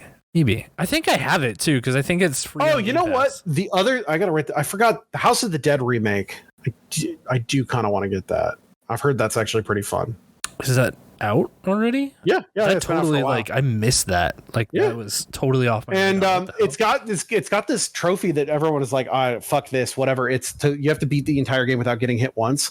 But there's cheats that you can unlock, and you can't use God mode. Right. But what you can unlock is infinite ammo and unlimited all the weapons and one hit kills. So it just becomes, can you shoot everything before it hits you? Right. The game. That sounds kind of the only thing you would have to watch out for is like when the bats come at you, right, or accidentally shooting a scientist. But the whole game's only 15 minutes long. Yeah, so you could do that on the toilet. The Stanley Parable Ultra Deluxe is also it's 2. I always forget. So the Stanley Parable Ultra Deluxe came out, and I want to get it, but the Tuesday thing, and I always forget to buy. I want to buy it on a Monday night and then leave my PS5 on for 24 hours, and I always forget. I'm gonna message you next Monday and remind you. Yeah, that's probably smart. Honestly, you should have somebody during your stream I should have done it. I should have done it these last couple of weeks while I've been playing this PS3 game that I'm about to talk about. But whatever. Yeah, let's jump in. Tell me what's on the Platinum Report. It's time for the Platinum Report. Look, I've been away at Anime Expo, so I haven't really had time to play very many video games. We're only coming in this week with a paltry 51 new Platinums. It's kind of funny, actually. So the last episode we did was the 28th, if I'm not correct. Yeah, we recorded on the 28th, right? Yes. Right before Anime Expo. I did not get another platinum trophy until July 7th. So I've gotten 51 platinum since July 7th. It's the 12th. I'll say out of that 51, 47 of them have been in the last 48 hours. God damn, dude. Because here's what happened. I've been playing. I played and I beat. I haven't done the DLC yet, but I beat 100%ed the normal game of. I finally sat down and played Fallout New Vegas. Oh, great! How was it? And that's all. Oh, it was really fucking good. Yeah. Platinum wise, here's the thing. Gameplay wise, it's probably up there with like one of my favorite Fallouts now. Platinum wise, it was my least favorite, and I'll get into that in a second. Just because their trophies were a little shitty compared to the other ones, but I really did just only play that game, and I kind of didn't play anything else because I wanted to. I was really close to another milestone of making my 1,350th overall trophy. Mm-hmm. So it's just like, I don't want to play any shitty games. Let me just play. I'm having fun with Fallout. And then so many shitty games came out that in the last day and a half since I beat it on Sunday. And since then, I've just been playing all the shitty games that came out between now and then. I'm thinking that it's time to stop. You know what? I feel like there were 50 new platinums in 2 days because I didn't play games for 2 weeks. There's 12 new shitty platinums coming out this like tomorrow. There's too many of this. They're just making the same game. What happens is that these companies. Is this going to be the time you stop?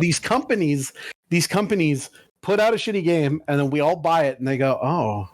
I guess we'll do it again. This happened with the Break series, and now it's happening with this Webnetics SRO, who are the people that put out the jumping games and the Dog K, the Pig D, the whatever C games. Look, I'm telling you, we got. And I still have my weekly appointment at Game Church every Sunday with. Let me just start at the beginning. I'll tell you what I've been playing. Number one, I've been playing more. I didn't platinum it yet, but I've been playing more of Steam Tactics, which is that tactics game that I've been playing on my Vita while I've been traveling. Mm-hmm. It's shitty, but for planes it was great, and at the office it's great because there's barely any like thought to it. Like it's the most brain dead rote tactics game. It's not that fun, but it's great for playing in 5-minute bursts between patients. Yeah.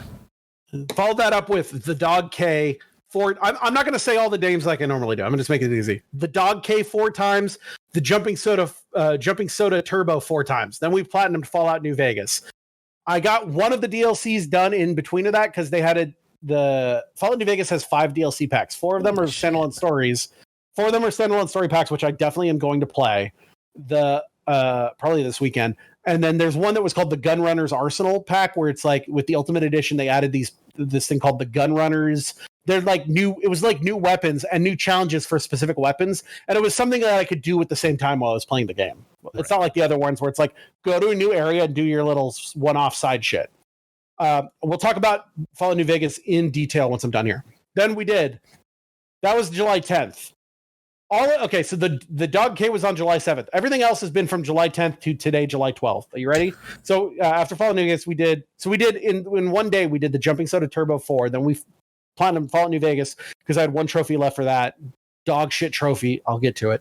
Then we did the Jumping Sandwich 4 times, the Jumping Sandwich Turbo 4 times, the Basketball B 4 times, the Bear B 4 times. Welcome to Jane's Story in the World of Project Summer Ice 2. This was a visual novel based on all of those bowling games. Yeah. Where they explain what happened in the bowling games. Those platinums took 6 seconds each. Then we did Oriana Story 1, My First Date RPG twice. Then we did Froggo twice. It's a bullshit ripoff of Frogger. Then we did Pinball Machine 1, Our Church and Halloween RPG twice. Then we did Alien Engine twice. That's that cookie clicker game that I've already done called Steam Engine and Cyber Engine. I made another one called Alien Engine. Then we did the Czech run 4 times. We did the Slovak run before, which was a shitty runner game where you had to get wool. This is a shitty runner game where you had to get beer. I don't like that game. I really regret buying it. I don't know if they make another one. I might just skip it, even though because they take like 10 to 20 minutes each, and they're not fun. but they're easy. Then we did Rainbow Advanced 4 times. That was like Rainbow was that game about what colors can you pick? And it takes about 45 seconds. Last night, played some of Capcom Fighting Collection, got all the trophies for Darkstalkers 1. So there's 10 games in that collection. That one's going to take a while. I'm playing it now because I want to get it done before EVO. Because I like to always have I always like to platinum a fighting game during EVO. I think that's funny. Yeah. But the Capcom Fighting Collection has 10 games, and there's a trophy for beating every game with every character. I mean, it's doable. It's just going to take you some time. It took me like what? I did a 2.5 hour stream where I beat all of Darkstalkers 1. So the hardest one will be like hyper fighting because there's like 15 characters in that. Yeah. But you can set it to 1 round and set the timer down where you just beat the shit out of people. Then this morning I got Space Explorers Red Planet twice. That is a game where you're on Mars and you just have to go to 20 checkpoints while you fly a little pack. And then Black Wolf 4 times, which was nothing. So that puts us at 1,392 platinums. I'm already almost to a 1,400th platinum. I've decided for my 14th overall platinum. I've talked about it before. Remember I've told you about Reverie, the game that I want you to play? Oh, yeah.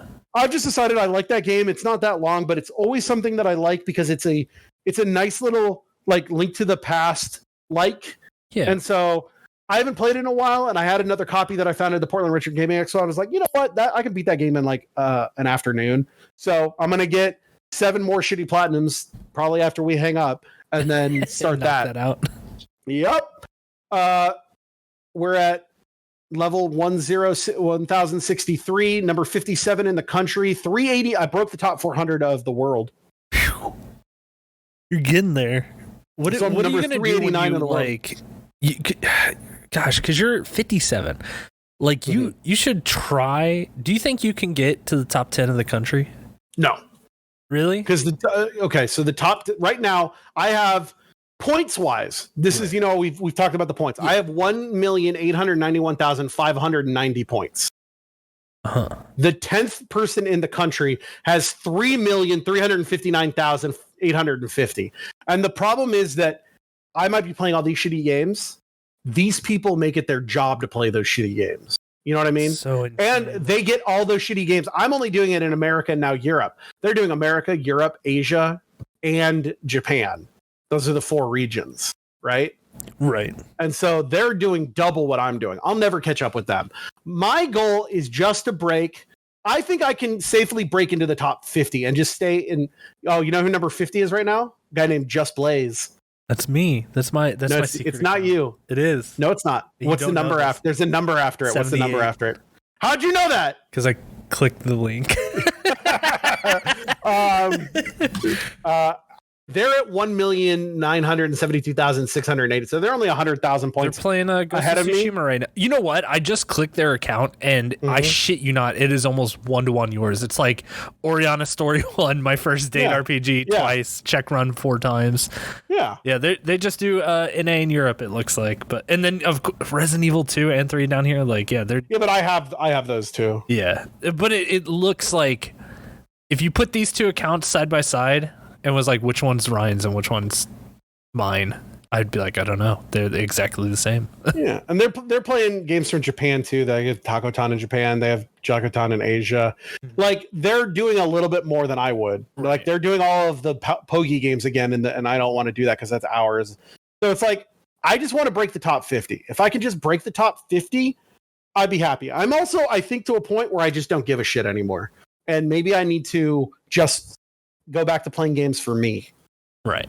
And in 2 months, we will hear you're back on the horse again, getting all the honestly, the way that I look at it is like this.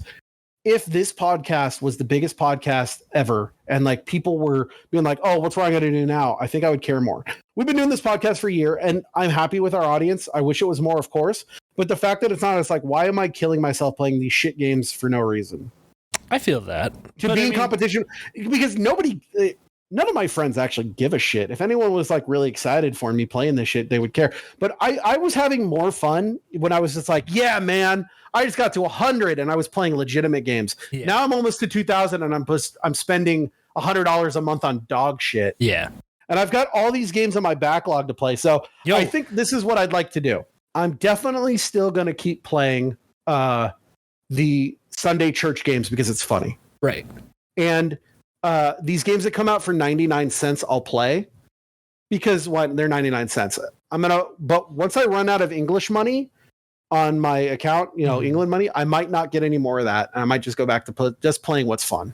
You should go and get that Final Fantasy 14 Platinum. You should get the Final Fantasy 14 Platinum.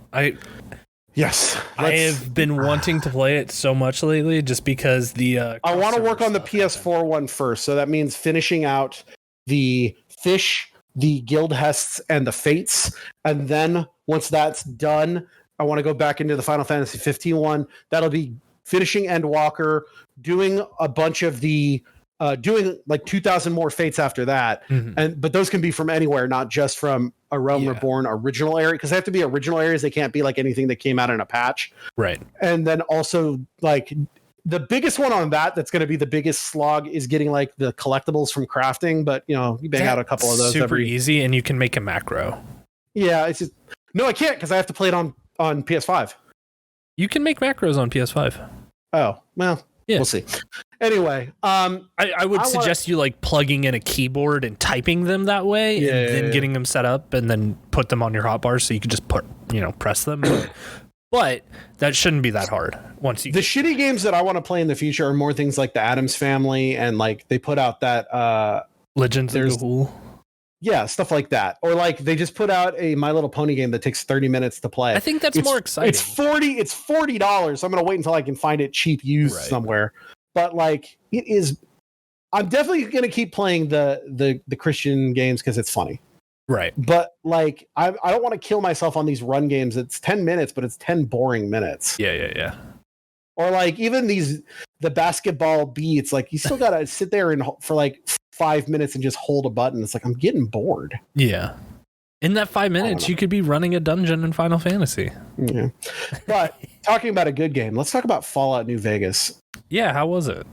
Have you played it? No, I've tried in the past. Fallout games are just not my favorite. Fallout games are my bag, baby. I don't like the post-apocalyptic genre too much. I love post-apocalyptic. Now, the only Fallout Platinum I don't have is Fallout 76.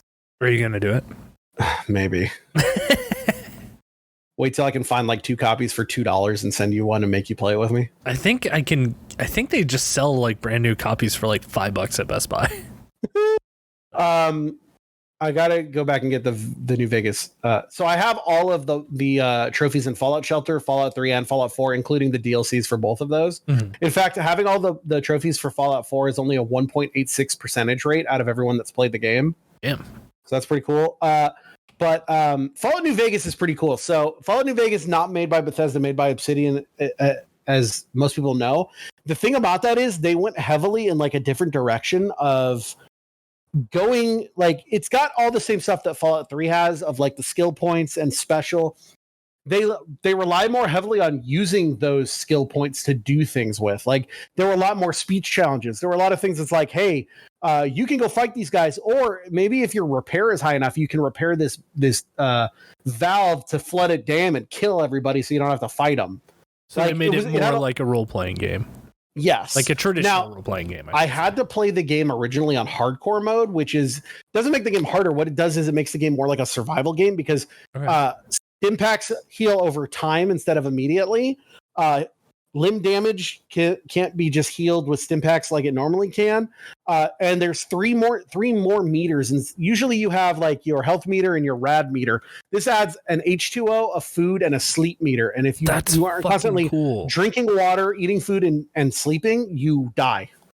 I kind of love the idea of that. It's cool, except it gets in the way of a couple of the trophies. Now, the nice thing, so the cool thing about this game is that it's heavily more based on like Fallout 3 was very much just linear path. There was one ending and you got it. And the only way it was different is what you chose at the end. This, it's a factional warfare. So the idea is that you're not like in all the other games, you were somebody coming out of a vault. In this, you're just some guy that's already been around called the Courier, because you're in the Mojave Wasteland and they have a courier system. And you're supposed to deliver this thing. And this dude named Benny shoots you in the head. It's that really famous scene of truth is the game was rigged from the start, and you get shot and left for dead, and then you have to come back and find what happened. And the story is mostly all about a vie for power between 3 different factions for New Vegas and the Hoover Dam. There's the New California Republic, the NCR, who are basically just like, we're trying to. They're kind of like a better version of the Enclave from Fallout 3, where it's like we're trying to restart the government. We're not shitty about it, but also, we are a government. You got Caesar's Legion, which is literally just some guy is like, oh, I read about Caesar back in the day. I'm going to pretend I'm Caesar. And like they crucify people and they all talk like Roman people. They suck. And then you got this guy named Mr. House who has a casino called the Lucky 38. And he's just like, yeah, fuck all that shit. I just want Vegas to be. He's Andrew Ryan, right? He's okay, I want Vegas to be a place where people can come and spend money, and I get it all. And he talks through robots. And so the idea is that you can pick one of those 3 factions to align with, or the secret 4th ending where you just say, fuck everybody, I'm going to kill them all and take over the Vegas for myself. The wild card ending. And so for the platinum, what it is that there is a way to set it up where I did all of this pre-stuff so that I set up a save point I made that I was still friendly with all the factions and had my way to do my 4th. So instead of having to play the game 4 times, I saved there and then just did the 4 paths and just reloaded my save. And it was nice that after I did the first one, I could turn off hardcore mode and go back to normal mode. Gotcha. The problem with that from a just gameplay mode is that a lot of the endings overlap with a lot of doing the same things. So it became, all right, I'm going to do the house ending. Well, he wants me to do 7 different stages of like, talk to these people and get them on your side or kill them. Talk to these people and get them on your side or kill them. Do this mission, and do the final mission, right? Mm-hmm. All right, did all that. Now let's go do with the NCR. Oh, you want me to do the same fucking exact things. So it was a lot of, like, I thought I was saving myself from doing a bunch of game, plays, but it was really, it's like, yeah, you saved all the shit about leveling up to get to the end game, but the end game is the same no matter what. You know what I mean? Yeah, I feel you. Sorry, I had a horrible cough just there.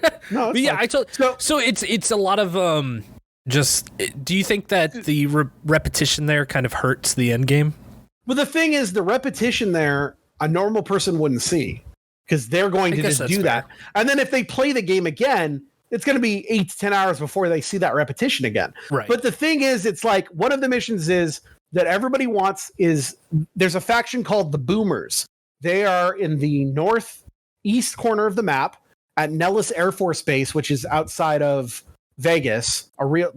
They go really heavily more on like the real places in this one, which they kind of did with 3 and 4, but not really as much. Like there's a fort that the NCR has taken over called Fort McCarran, and it's just McCarran National Airport, the airport that you fly in to get to Vegas, right? Gotcha. And it's like straight up just an air. It's an airport. When you walk in, there's a bunch of casino games like there would be in McCarran, or slot machines and shit. Mm-hmm. And then like you go down the tarmac and all that shit. And so it's like, so you go to Nellis Air Force Base and it's Vault 34 all came out and we're heavily like, we found about, the B-52 bombers and we think of them as a religion. So the Boomers are all about, fighting and, exploding. And everybody wants them on your side. There's a mission called Valair where the idea is do things to get the Boomers on your side. And so what I did is I did that mission before I did that mission. I did all these missions. Like there's a group called the Kings. They're a gang called the Kings that are based out of an Elvis Presley impersonation school. Mm-hmm. And they're all Elvis impersonators. And the main guy is just called the King because he's the one that like found it and can do Elvis the best. And so a lot of them are like, see who the Kings will fight for. The Brotherhood of Steel are in a hidden bunker and you got to find them. And everybody, it's so funny. The Brotherhood of Steel, notoriously throughout all games are dicks. Right. They're all just like, we know what's best. They are lawful good paladins to the effect of if we're the only ones that know anything about technology because it's what ruined the world. So we're the only ones that can be trusted with it. So if you have it and you don't give it to us, we're going to kill you. So in this game, there's like a hidden enclave of the Brotherhood of Steel, and you can do missions for them and get them on your side and have them for battles. But every single ending is, hey, fuck the Brotherhood of Steel. Go kill all of them. So there's in the bottom of their base, there's a computer that you either have to get 3 key cards for, or if you have a maxed out 100 science skill, you can hack this computer and just set the self-destruct sequence of the base. And so it's like you have to do all these missions to get them to trust you, or you can just start the mission where you get them to trust you, not finish it, and then they just let you in your base. And that's what I did. The guide was like, yeah, do this 8-part question. I was like, no, I'm not going to do that. So every time it's always going in there and blowing it up. The downside is that all of these, the really thing that annoyed me is that every single one of these missions has a point of contact where you have to go talk to somebody, say, I need you to do this, then you need to leave and go back. And it's almost always on the strip, the Vegas strip, or it's like in a location inside of a location. And the thing is, on the world map, you can fast travel, right? Yeah. But the thing is that much like Fallout 3 had with the Capital Wasteland, where to make the map smaller, they compressed, it's like a map inside of a map. Oh. The strip is like that, where like the strip is a location inside of a location, inside of a location. So it's like you can fast travel to the front, but then when you walk in and you're in the second location, you can't then fast travel to the place you got to go. So like when I'm doing the Mr. House quest, I have to go do something, then I have to warp to the entrance to the strip. Then I have to walk into the entrance of and every single one of these has like a load screen because it's the PS3 that's like 30 seconds long. Yeah. So I have to warp 30 seconds to warp in front of the door, then walk in the door, another 30 seconds. Then I have to walk from there to the Lucky 38 Casino, another 30 seconds. Then I have to go to the elevator to the penthouse, another 30 seconds. And then I talk to Mr. House. Mr. House will say, good, now go to the next one. Now I have to walk out the door, 30 seconds, or out the elevator, out the door. And then from there I can fast travel. And it's a lot of waiting to talk to someone, and it's just kind of annoying. To be honest, I was kind of feeling that in the Pokemon Sword this last week when I was playing it, because I was like, this game's on a cartridge and it's 2020. Well, I guess the game came out in 2019 probably, but I'm like, whatever. Why is there so many fucking loading screens between everything? It's walk into a building, wait 10 seconds. Walk out of the building, wait 10 seconds. Okay, now walk to the next building, wait 10 seconds. It's like, what the fuck are we doing? Like, I'm so glad that we've moved to solid states, but yeah, I would love to see, I know it won't happen because of Bethesda, but I'd love to see like a remaster of this game on PS5 to see like, okay, walk into this building and you're in. Yeah, you know what I mean? Oh, I bet it would be great. So yeah, doing those 4 missions was a couple days of just like, because every mission has like 8 parts, and then you have to do the big battle. And at the same time, I'm still fighting against, it's a Fallout game on PS3, which means I did have several crashes. Thankfully, the game is really good on, even on the hardcore mode. Anytime you enter a load screen, it auto saves. Okay. And so, and I was saving constantly. So I never lost more than like a minute of progress when I got a hard lock. Right. So, you know, it was never bad. Or like you'll warp into an arena and all of a sudden it'll go to like 2 frames per second. I have a side tangent question for you. Mm-hmm. Have you ever had a autosave soft lock you in a game? What do you mean? So the one that comes to my mind is in Doom 3 when I was playing with friends. One night we like jumped over this like platform, and then immediately like we dropped into a hole, right? Oh, and you auto-saved always falling in the hole? As you were falling in the hole. So it just, anytime it would load, it just loads you into the hole. So like, but we didn't have a save past the autosave. So we just had to restart the game. I feel like, yes, lost. That has absolutely happened to me. I can't remember exactly when. I know it, but I know it has. Yeah. But also I'm almost entirely sure when it happened, it was like, well, I have a save, but it's like 40 minutes back, but it's like, fuck, I got to do it. I can't remember the game, but I know for a fact that's happened. Anyway, what was I talking about? I would have like these, like you'd get into a map and it'd be like, all of a sudden my FPS would take like 3 seconds. Yeah. And so what would happen is the same thing. I would have to like, thankfully either I'd have an auto save, or even at 3 FPS, I'd hit start. I'd wait like 15 seconds. It would register that I paused the game, but in the pause menu, everything would work fine. I'd save the game really quick, quit out of the game and restart it, and everything would be fine. So it was annoying, but it wasn't like it wasn't like Cyberpunk where I had that 87 separate hard crashes. You know what I mean? Anyway, the other thing about the trophies that made me a little annoyed is that, like in Fallout 3 and Fallout 4, it is really simple. I made my build and I got through it because, you know, it was just like, you can play that game any way you want and the game is valid.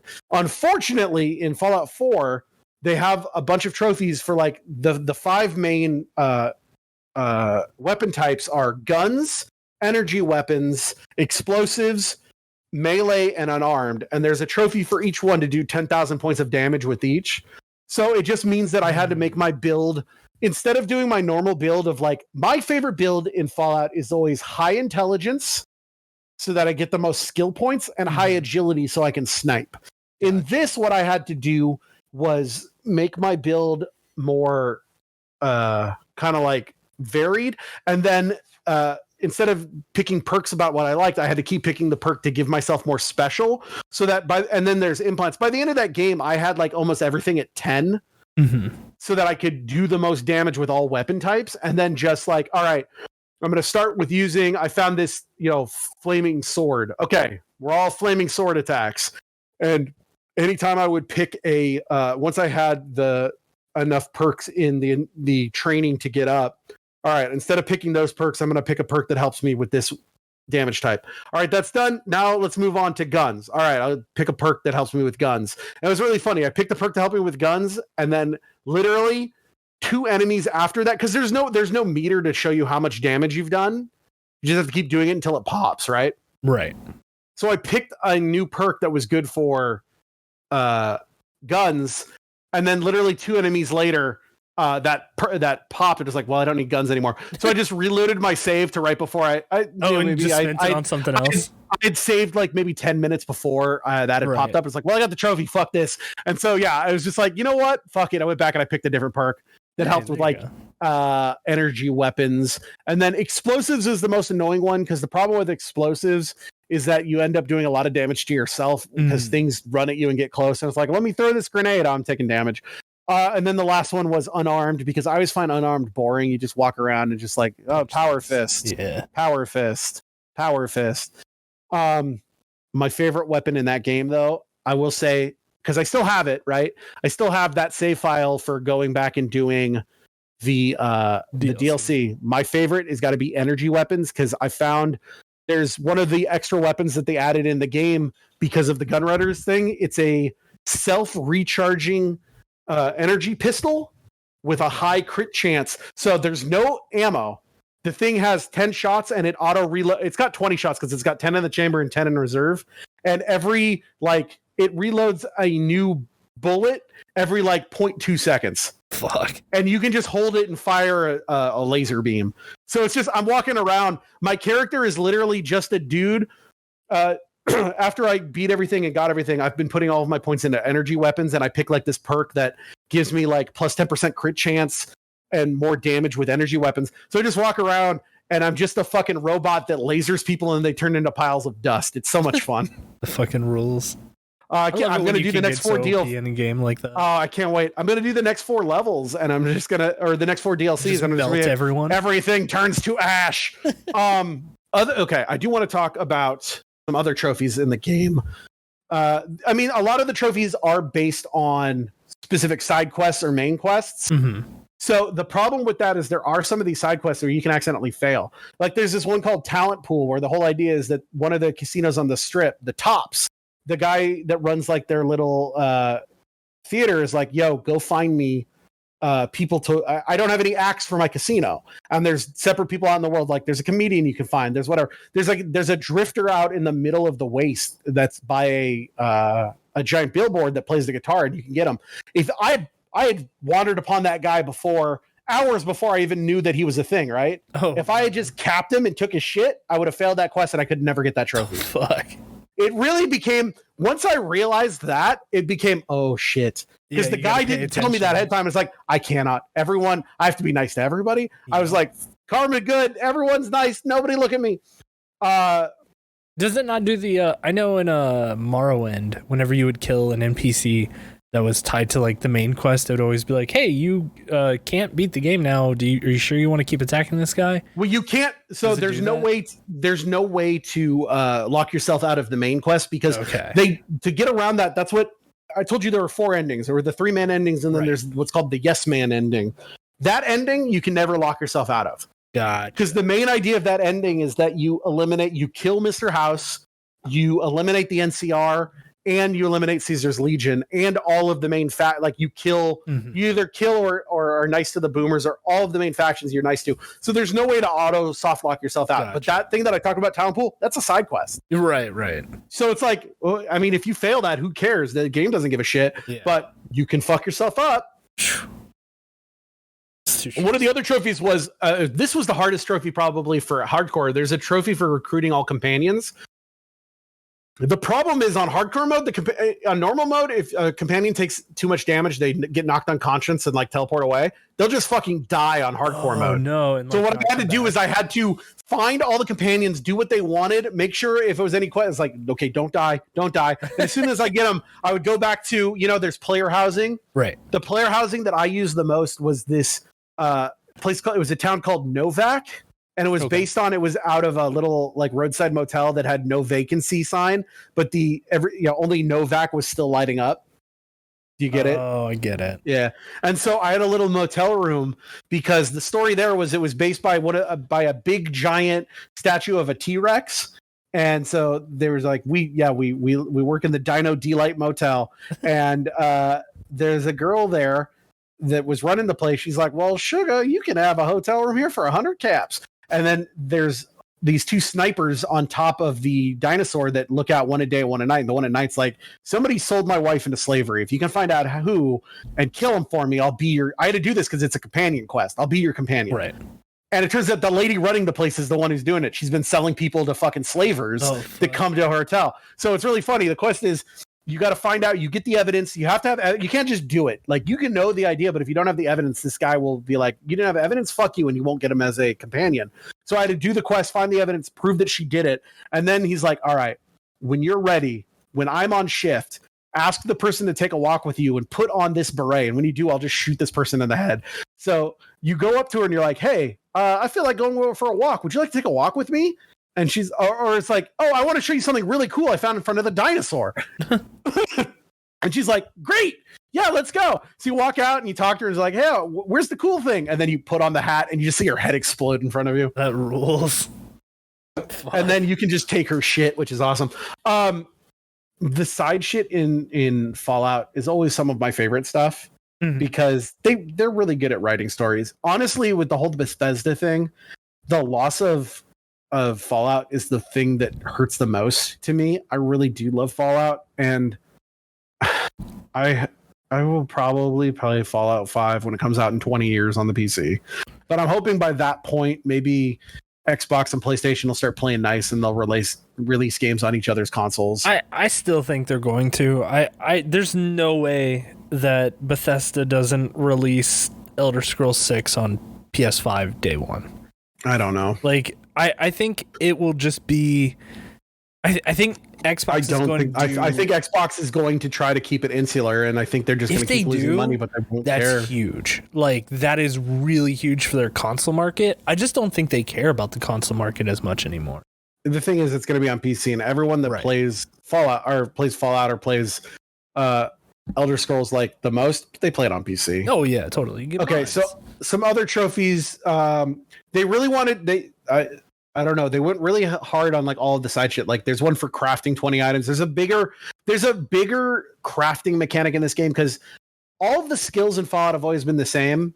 They added a new one in this one called Survival because the idea is that, especially on hardcore mode, you need it to make food. You can go to these anywhere around. You can find like a campfire and sit down and like cook meat into better. Like, you can take your meat from animals and cook it into actual cooked meat, so it does more health and less rad damage. Or you can make, different types of foods and medicines and shit.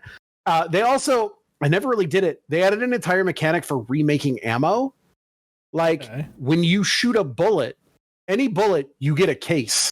It doesn't weigh anything. So it's like, if you shoot a 5mm bullet, you get a 5mm case.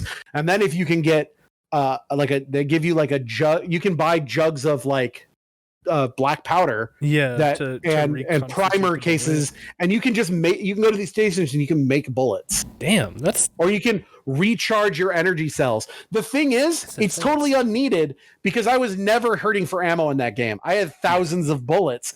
But this is the worst you shit got about that fucking recharging gun. Well, yeah, that's true. The laser. Here's the shittiest part about hardcore mode. Bullets have weight. So it did become harder of like I couldn't carry all these weapons at once. And right. The thing is you always pick up all ammo because you can use it as money. Couldn't do that here. So it's like, all right now I'm doing, my big flaming sword. So I'll only carry one gun and just some ammo because I can't carry all my ammo. Right. It made it hard though. It made it hard though for like, I told you, we'll go over it when I get to the at the bottom once I'm talking again. I did that DLC where it was all the challenges. It was like sometimes I might find, that's the thing I need to shoot, but I don't have the gun on me. So I have to like run away, let it live, and remember where it was. Shit. That's cool though. I like that as I like the idea of a survival element more in a Fallout game than you would like hardcore mode then. What was kind of nice is that because I had the Ultimate Edition, it came with also some extra like weapons and shit for like Ultimate Edition. One of the things they gave you was a Vault 13 canteen, and the idea was that it was an item that didn't weigh anything that stayed in your inventory that you could never use, but like every 5 minutes it would let you have some free water. It would say you took a swig from your Vault 13 canteen, and it would give you like not like a normal thing of water might. If you found a purified water, it would give you negative 110 on your H2O meter. And the thing is, it's a steadily growing meter. When it hit 200, you suffer minor dehydration and have negative 1 endurance. And then there was major dehydration, and then there was death. And every 5 minutes, you drink this thing, and it would give you like a free negative 50 on your water. Okay. So it made it a little bit easier. Yeah, it's not but that's fine. I think. Yeah. Enjoy the hard part of it for a few hours, and then whenever you get to that point where it's like, I can make it just a little easier now, then it's like, also very weird about this game versus Fallout 3 and Fallout 4, no bobbleheads. In Fallout 3 and Fallout 4, there was bobbleheads, one for each special and then one for each type of skill. And when you found them, it gave you a +1 on that either special or +10 in that skill forever. No bobbleheads in this game. Instead, there's snow globes, but all the snow globes do is you can sell them for money. Not as cool. Yeah. Other trophies, finding 125 locations on the map. There's a shitload of locations. And so just on the main map, when you walk by someone, it's like discovered. I did at level 20 take the perk that just puts everything on the map. It doesn't auto pop the trophy, but it shows you where everything is. So instead of like having to look on a website and being like, I think it should be in this location, and just walking around until you find the thing to pop it, it just put it on your map and it's like, I'll walk right to it. I'll walk right to it. I'll walk right to it. So that was pretty good. Sell 10,000 caps worth of goods. That's super simple. There's one for picking 25 locks and hacking 25 terminals. That's always a big thing in Fallout is, having your lock picking skill and your science skill to hack terminals. Many locks to pick, not very many terminals. There's like maybe out of 25 terminals in the game, there's only 30. So that was kind of hard. There's one for picking 50 pockets. It's a lot harder to pick pockets in this game. There is, however, a trick.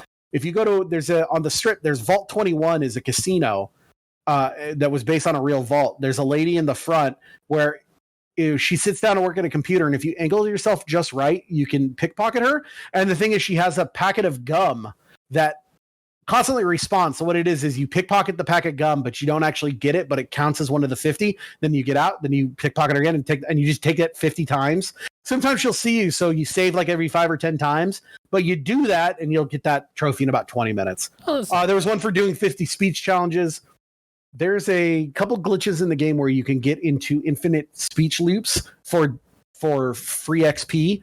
Like there's one I got where it's just, you kept talking to this person and it's like, they'd make a speech check and it would give you like 20 XP. But then you could keep doing it again. And I spent like 6 hours just talking to this guy, and I power leveled from level 2 to level 30 before I even started playing the game. Shit. Two of the hardest ones were healing 10,000 points of damage with food and healing 10,000 points of damage with stim packs. Because you don't actually, especially in hardcore mode where things like are after time, I had to wait until after I was done with the hardcore mode, and then I had to go drown myself in basically I just went and I bought like 100 stim packs and found it drowned myself where you're constantly losing XP, and then just pressed the button and kept healing myself with stim packs until I got it. The food one was kind of the same, but the food always does it over time. So you had to drown yourself, then get out, then eat some food, wait for it, and kept doing that. That was kind of boring. There's one for because it's casinos. There's one for playing 10 hands of slots, or 10 spins of slots, 10 spins of roulette, and 10 spins of blackjack. That was really fun. There's also, I think, a really fun one of getting banned from all the casinos on the strip. So there's 3 casinos on the strip you can gamble at: the Gamora, the Tops, and the Ultralux. And each one, the Gamora is kind of the shittier one, the Tops is the middle, and the Ultralux is the best one. They have each one has a bigger range of, when you're playing games, it'll show you like how much money you've spent and what your profit has been. And each one has an internal meter of like, when you hit 25% of what that is, they're like, hey, you're gambling good. We want to give you a present to keep you gambling. And then one at 50% and 75%. And then once you hit this 100% mark, they go, you're winning too much. You're banned from the casino. You can still walk in and do quests, but you're not allowed to play games anymore. I think they did that so people couldn't get infinite money, but there's a trophy for getting banned from all the casinos on the strip. There's also casinos off the strip that can also do that on, but they have much lower ranges of how much money you can win. Like the biggest one is the Ultralux, where after you've won 15,000 caps worth of money or chips worth of money, they're like, get the fuck out. What's kind of cool too is all 3 of those casinos all have internal storylines. Like Gamora is run by the Omerta, which are basically they're like the remnants of the mafia. The Tops are run by the chairman, who are all like basically people who are just like, the Rat Pack is how people are supposed to act. They're all talking like, like Dean Martin. And then the Ultralux is done by the White Glove Society, and they probably have the coolest storyline. They're all these people in like suits and masks, and they all wear white gloves, and they're all very prim and proper. And you find out what it was is that they are a tribe of cannibals that Mr. House found and said, you can have this casino, but you got to stop eating people. But they don't stop eating people. They just do it in a very they kidnap people, and they're not like cannibal or gum. They're all like fucking high class Hannibal Lecter cannibals, where they're all like, we're gonna prepare this very nice, and we're all gonna wear suits while we eat this person, and it's fucking creepy. Kind of love it though. And then the only other there's 2 trophies I want to talk about that were the most annoying trophies. Number 1 is called the Legend of the Star. That's for completing a quest called the Legend of the Star. That is for you played Fallout. You know what Nuka-Cola is, right? Yeah. Everything's based around Nuka-Cola. Well, in the Mojave, they had a competing soda called Sunset Sarsaparilla. And that trophy is for finding, apparently, the Sunset Sarsaparilla Corporation back before the war were running a contest where some of their caps had gold or blue stars underneath it. And if you could find 50 blue star caps, you got a secret prize. So you have to find 50 very specific caps. There's more than 50 on the map, but you have to find 50 of them. That's like, okay, go to this location and it's underneath a bed. You have to look right here and you can find it. And then it's just getting your cursor over it. You got to find 50 of these caps. Also, anytime you drink a Sunset, like if you drink a Nuka-Cola, you'll get a free bottle cap. When you drink a Sunset Sarsaparilla, you have like a 1 in 20 chance, 1 in 50 chance of it, or I think it's a 5% chance. So what is that? Yeah, like 1 in 20 chance of it being a star cap. So you had to go to all these locations and just find 50 caps to do that quest. That was just annoying. The absolute worst trophy, though, the one that took me the longest and was the last one I got before the platinum, is one for winning 30 games of Caravan. Caravan is a fake game they made up that people play in the wastes. That it's like they wanted to make their own card game. The idea is that you're playing, it's like you've got 3 hands where you're trying to get to 26 instead of 21. And the first person who can get 2 of those to 26 or higher before the other person, or all 3, if you get anywhere from a range of like 21 to 26, you can contest it. And it's like you get to make your own deck of like numbers, and all the suits do something. Like you can play a jack to get rid of a card. You can play a queen to reverse the order, because once you play a card, you can only play an ascending or so if I play a 10, I can only play cards below a 10. If I play a 6 and then the next card's a 7, I can only go up. So you can only go in numbers. Play a queen, you can reverse the order. Play king, it doubles it, but you can play it on somebody else's to fuck them up. If you play a joker, it like gets rid of shit. The rules are convoluted and stupid, and the game fucking cheats every time. It's just like, oh, the other person's deck had like 20 jacks in it, so they just keep making you get rid of your cards. So what I had to do is, after I completed the game, I'm level 36, I had to go back to a save that I made when I was level 2 to against the tutorial guy, and just sit there and play the tutorial guy 30 times. It took me like 6 hours. It's not fun. I don't know who thought, it's like, oh, we got to have our Gwent, even though Gwent came out later. But, it's like anyone in the world is like, well, let's play some Caravan for money. And you can find Caravan cards in the world. And it's just like, you can have more 6s. You can find a 2. You can buy, I bought a new Joker off this guy, so I can have 3 Jokers instead of 2. It sucks. And I hate it. And I fucking hate it. The only other DLC pack that I played so far. So there's 4 DLC packs I still need to play. There's Dead Money. What are the names of these really quick? I'm so sorry. No worries. There's Dead Money, Honest Hearts, Old World Blues, and Lonesome Road. And I don't know anything about them. So I'm going to go into those completely blind. Only one I know is Dead Money takes place in something called the Sierra Madre Casino or Sierra Madre opening. It's some other place. Like, these are all off the map is the big thing. It's always like places you can't go to. So I know one takes place at I found one of them and I was like, what is this? And I was like, oh, this starts DLC. So I walked away. There's one, I don't know which one it is, but there's one where you go to an old drive-in and you find a spaceship. So I know there's one, but there was a DLC. There was Alien DLC in Fallout 3. So there's more Alien DLC, but I gotta do those. The only other one I did was the Gunrunners pack where there were 5 trophies. One was for causing 10,000 damage with a unique Mojave Wasteland weapon. One was 10,000 of damage with a Gunrunner arsenal weapon. The new weapons have these, it says in like parentheses GRA. But the thing is, there was this special sword called the Gehenna, which was one of the flaming swords that counted as both a unique weapon and a GNA weapon. So I just got both of those trophies together because I would just use that sword. But then there were 3 trophies that were really cool. There were for these 1-star, 2-star, and 3-star Gunrunner challenges where you had to do very specific things. And the only downside to it is you couldn't check your progress at any time. But when you did something, it would always give you like an up to a date. Oh, you did this. You know, for every one that you added to it, it would give you. Gotcha. But I wanted to go over those really quick because I think you'll get a kick out of some of these. Yeah.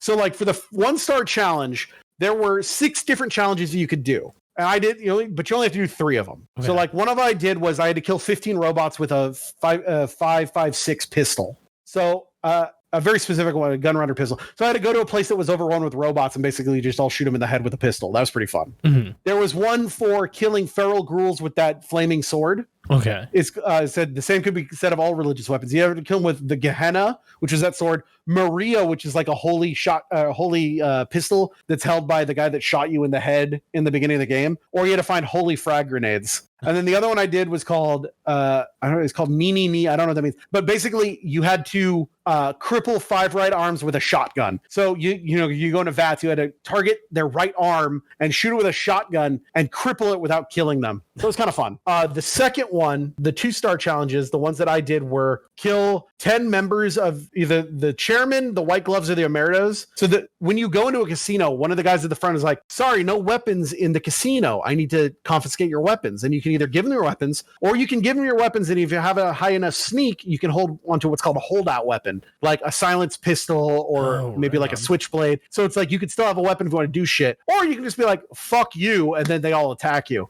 So what I did for that one is that I had done the other 2 challenges about to say, and it's like, well, this is the last thing I need to do, and I don't want these guys to hate me. So I made a save. I went into the casino, and I said, hey, give us all your weapons. And I said, fuck you, and I just shot them all until I got what I wanted. The other 2 that I did was killing 15 super mutants with that same 5.56 pistol, which was kind of cool. And then I had to kill there's no raiders in this game. They're just members of these 3 motorcycle gangs called the Fiends, the Vipers, and the Jackals. And I had to kill 20 of them with a lead pipe.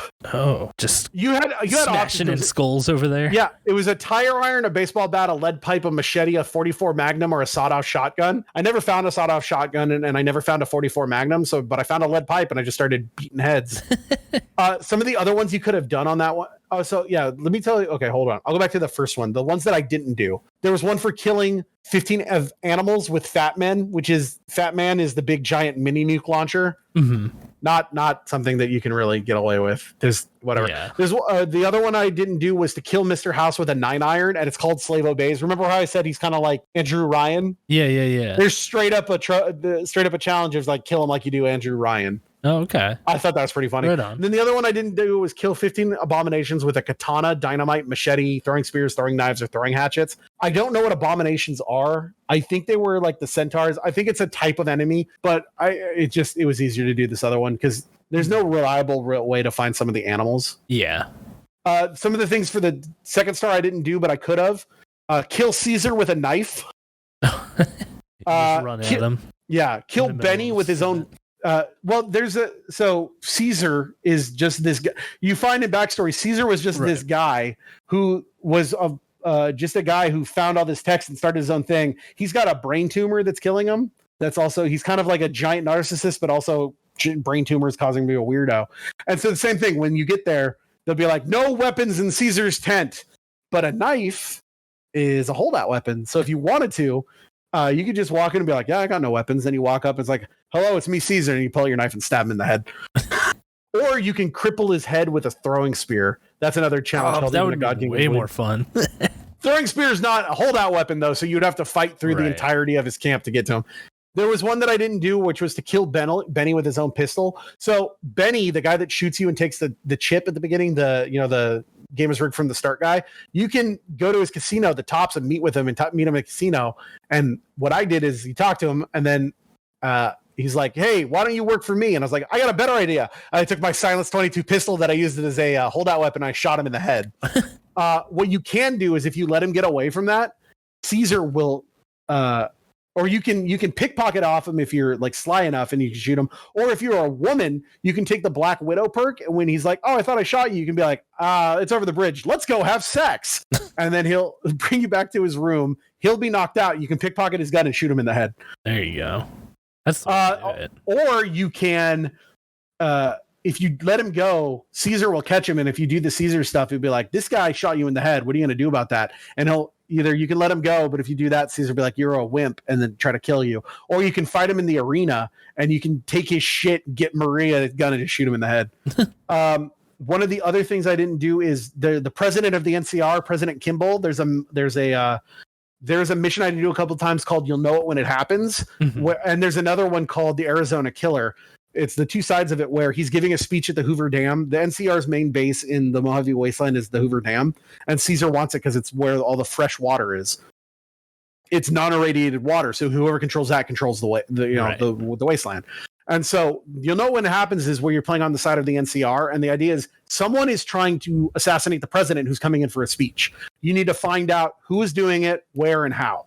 And there's three ways that can happen. One is a guy, these are all happening at once. It's like you have to foil somebody putting a bomb on his plane. You got to foil a guy taking a sniper, like killing one of the NCR snipers and trying to snipe him. And then if you disable that bomb and the guy that puts it on finds out about it, he just bum rushes the stage with a knife. So you got to shoot him in the head.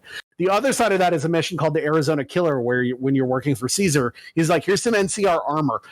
One of the things they put in this game, since it's a lot of factions, is the idea of faction armor. So it's like you can put on NCR armor even if the NCR hates you, because there's like every faction, even the sub factions have like, they like you, they don't like you. They have one of those bars.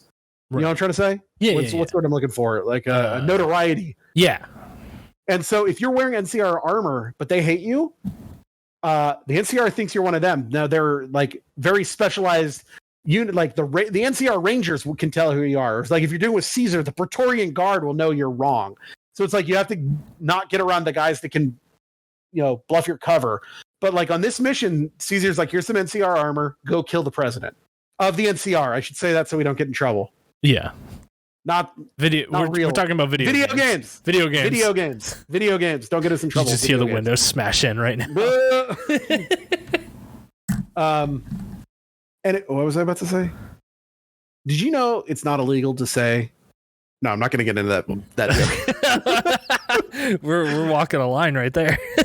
R.I.P. Trevor Moore. I love that. You've seen that sketch, right? Oh yeah.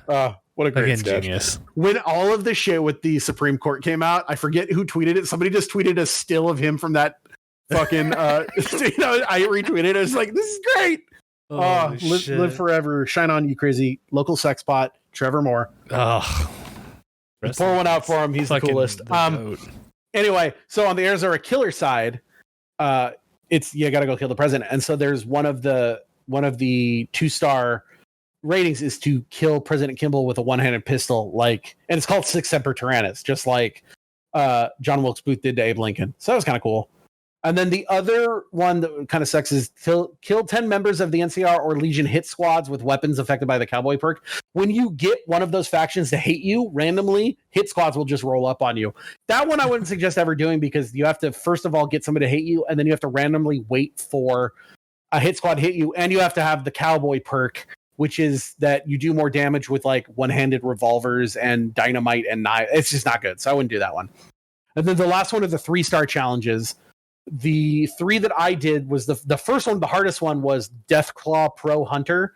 You have to kill 10 adult Deathclaws in the Mojave Waste, so not in DLC, with either a Silence 22 pistol, a switchblade, boxing tape, which just means your bare fists, a recharge rifle, or dynamite. The problem with that is the Silence 22 pistol does shit damage. Going up against them with a switchblade or boxing tape is absolute fucking not an option, because Deathclaws hit for even on I put it on very, very easy. They still take like a third of your health in one hit. Jeez. And they move so fucking fast. The recharge your rifle is like that, that cool pistol I told you about? Yeah. It's a rifle, but it recharges much slower and does not have as much attack power. And then dynamite, the problem with the dynamite is that you have to throw it and light it, and so it's a delayed, and they move so fast that it doesn't. So that one was very hard. It ended up, what I had to do was, do you know what a stealth boy is? Have you ever played Fallout 3? I've played a bit of it, yeah. There's these items you can find called stealth boys that'll give you 100% to sneak and like a force field where it's like you're invisible. Yeah. And so what I would have to do is sneak up on a Deathclaw, and then with sneak damage from behind it, unload with like the recharger rifle and the Silence 22 pistol into the head as many times as I could. And then as soon as they started running for me, I'd have to I found this like ledge where a bunch of them spawned in this one core. You could find 5 of them, and you could kite them out to this ledge where I could stand on a rock and they couldn't get to me. And I just have to sit there with the recharger rifle, shoot. And it took like 5 minutes of one, but fuck, The other one I did is to kill 10 Mojave Mr. Gutneys or sentry bots with the fucking lead pipe again. Mm-hmm. So Mr. Gutsies and sentry bots are the hardest and biggest of the robots. They fire missiles and lasers, and they have the most damage. And I just had to get up next to them with a lead pipe and the thing is, you had to get the kill with the lead pipe. So what I would do is I would use like a better weapon, but you can't do it in VATS because sometimes you can crit in VATS and kill them. So I'd have to I'd use my super cool laser gun, and I would get them down to low health and then run in and try to hit them with a fucking lead pipe until they died. That one was kind of hard. And then the other one I did was called Armed for Bear, where you have to find 15 named NCR Rangers or NCR commissioned officers. So people that had lieutenant, captain, major, colonel, or general after their name. And I had to kill them with a chainsaw. Oh. So I found there's a chainsaw, and I found all the weapon upgrades to the chainsaw to make it the best chainsaw could be. And so it was me just going into every NCR location and just, I saved before this because they hated me after this, but I would just go up to I'd fast travel to any NCR location, find the guy, and then just chainsaw him in the head. And then because of that, I couldn't fast travel out because it made everyone mad. So I had to then murder everyone in the camp with a chainsaw. It was fun. I wish you could just make like chainsaw and like nunchucks in those kind of games and just go around goof on people.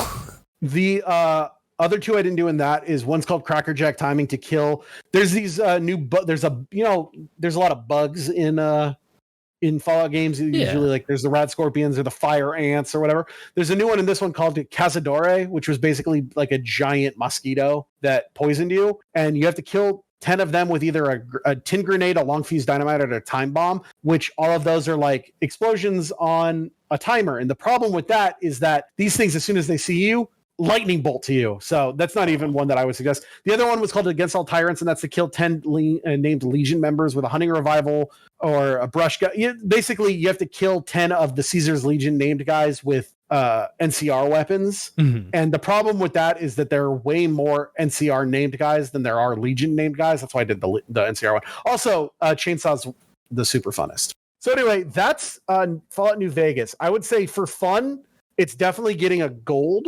But for trophies, because of how much backtracking and how much like having to do a little bit of everything, I'm going to give it a silver. It's pretty solid though. Yeah. Hey, if I had to rank the 3 Fallout games, I would say that I think Fallout 3 probably still the best. I just liked how much open shit there was to do and how much exploration. A lot of people don't like Fallout 4, but I love Fallout 4. I just don't give a shit about the base building.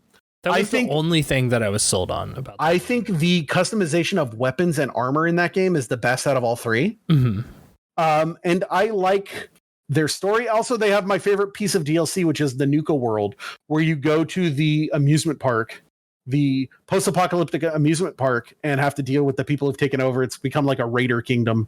Yeah. So I mean, I don't really know if I could rank them because now I want to say Fallout 4 is my favorite. But Fallout 4 also did a lot like Fallout New Vegas, where there were multiple endings they had to do. The only difference with them is that none of the endings intertwined like the Vegas ones did. I would actually say that Vegas was probably the best for systems, but worst for trophies.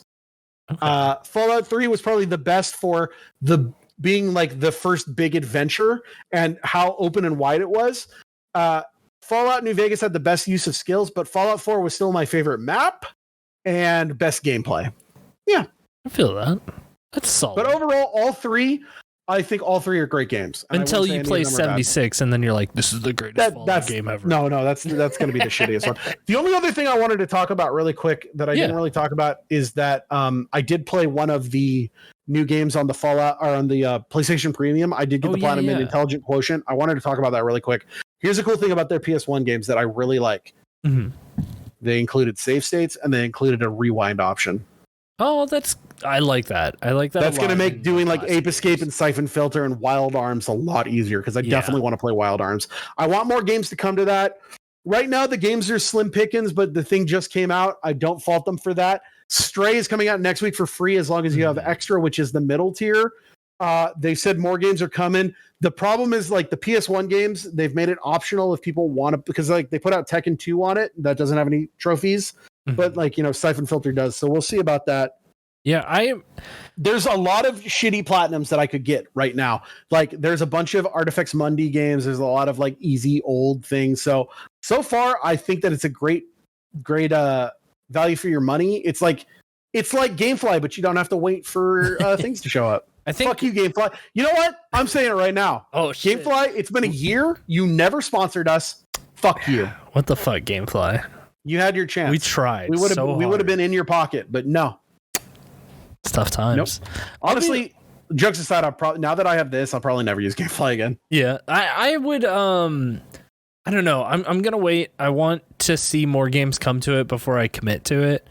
Here's the thing about it. This first year is prorated. Mm-hmm. I think I talked about this last time. When it came out, it said you have 266 days till your next, what's it called? When you re-up, right? Yeah. Next bill. So we're just going to charge you $36 instead of what it was. And I already had money in my wallet. So they're like, and we'll just take it out of your wallet. So it'll cost you technically nothing. I was like, dope. I can't wait to play Stray. Months. So it's like I pay for my PS Plus in 3 month. And I pay the 1 year subscription. Yeah. So it's like for me at that, even it was like, and at that I still had like, I don't know, like 47 days. And I was just like, it's not worth it. Like, it is to me as someone who, number one, the thing is the ability to do the cloud saving is what honestly, when I look at it at the end of the day, I'm paying $60 a year for the ability to save scum games. Yeah. That is my main concern. The games I get for free, I'll be completely honest, maybe in the last year, I've only played like 3 or 4 of them. Mm-hmm. Now, those games that I've gotten have been great and it's been fun, but it's like a lot of games like I already own this or I don't want to play it. Right. And that's fine. But now there's all these games on Extra and Premium. And sure, I do own a lot of them, but in the future, shit's going to come out. Stray looked dope. And now I don't have to pay for it. Amazing. Right. Yeah. Isn't this what you Game Pass fuckers have been saying for a long time? Okay. But here's the thing. Game Pass is for fuck. So many more games. Is a fuck face monthly. They're already just like, hey, here's the 20 games. Yeah, and they don't make money, and it's not sustainable. This is the way I'm looking at it. It's great for you until it fails because it's not sustainable. Exactly. PlayStation Premium is sustainable, and that's why you take advantage of it right now. So that you can do that. Trophies. All right. This has been a good episode. Hell yeah. Do we have any calls? We do. We have 2. Is one of them in the Tylon corner? Yes, one of them is Tylon corner. Take me to Tylon town. Tylon subject. Chris died in DBZ Kakarot. That's the subject. The body is ha ha ha ha ha ha ha ha ha. That's it. Excellent. Thank you, Tylon. And then we have best email. How many of those emails? How many emails? We sent the call out. I wanted everyone to email that. Was Tylon the only one that did it? Yeah, no, we got one more from Dustin. which subject, you died at Raditz. Ha ha ha ha ha ha ha. Sincerely, Dustin. So shout out to Dustin. Thank you so much for writing in. Were there any real emails? No, I just got clowned on. That was the homework. Everyone did their homework. Thank you so much. Thank you for doing the homework. I want some emails before the next episode. I like to answer questions. Yo, email us. Also, wait, fuck that. Don't email this. I forgot to do this last episode. I don't know if the voting is still up. Go to medfordmailtribune.com, best of the year. Oh, yeah. And I want you to go vote for best chiropractor. Vote for Dr. Ryan Reed. They're going to ask you to put in like your address and a zip code to make sure that you're from, like email address, and a zip code to make sure you're from Medford. They don't check that shit and they don't ever like verify it. Put in a fake email and the zip code is 97504. So go vote for me for best chiropractor in Southern Oregon. And also email us if you want. That's cool too. Yeah, definitely email us. I want to know what's on your mind in the gaming. You know what? Email us with what your hot picks so far. Also, here's the big thing. Email us because next episode is our 1 year anniversary. It is. I want emails exactly 1 year. I want to know, this is in any email you send. Also, I want you to add what has been your favorite episode or favorite game that we've talked about. I want to hear about it. Yeah, let's do that. I want to hear. Just gas us up. We want to hear about you. Gas us up. Next episode is the 1 year. We need something special. We need a game that means a lot to us that we've talked about. And there's a game that I platinumed this year already that we kind of I talked about that I platinumed it, but I haven't talked about why it's so special and what it means. And it's also a game that I just want to talk about. It's one I want to make you play. Our 1 year anniversary. We will be talking about Dragon Quest XI Echoes of an Elusive Age. So you got 2 weeks to play that 100-hour game. I'm like 40 into it already, so I'm not cool. You got 60 more hours. And if Chris doesn't beat the game before next week, Chris has to buy PlayStation Premium. That's a good strategy. Wait, better idea. Chris has to give me the money they would spend on PlayStation Premium. That's more fair. I want to get a little sugar out of this deal. There you go. Oh fuck, guys, that was an episode. Rest in peace, Shinzo Abe. Hanging out with Lincoln, two apes together. Start this episode like we ended it, end this episode like we started it. I got a lot of hot takes I want to talk about. Yeah, we should do like a special just hot takes episode. No. We should that would end it. Everyone would be like, what the fuck is wrong with these two? Here's a hot take. Fucking Pokemon Sword is the worst Pokemon game that's ever fucking been made, and I don't know why I'm playing it. Eat that, Pokemon fans. Anyone that lives in the panhandle of Florida is... I went to Southern Florida. I was just going to talk shit on the panhandle. No, actually cut this out. I don't want that in here. No, you got to do it now. No. I'm being serious. Cut that out. Then I'm cutting. Then I'll say it. Panhandle sucks. Don't go there. No. Go to Southern Florida. Southern Florida is fucking tight. Well, like I was gonna say, cut that out too. I mean, it's a hellhole. It is definitely the state that probably should secede. It's wrong to generalize on people in a location. I bet there's a lot of good people in areas like that. Oh, totally. There's a lot of Confederate flags in Southern Oregon, but I ain't no weirdo. Cut all of this out. I don't want this in the episode. I'm just gonna put a bunch of censors like here and there. Chris's last name is...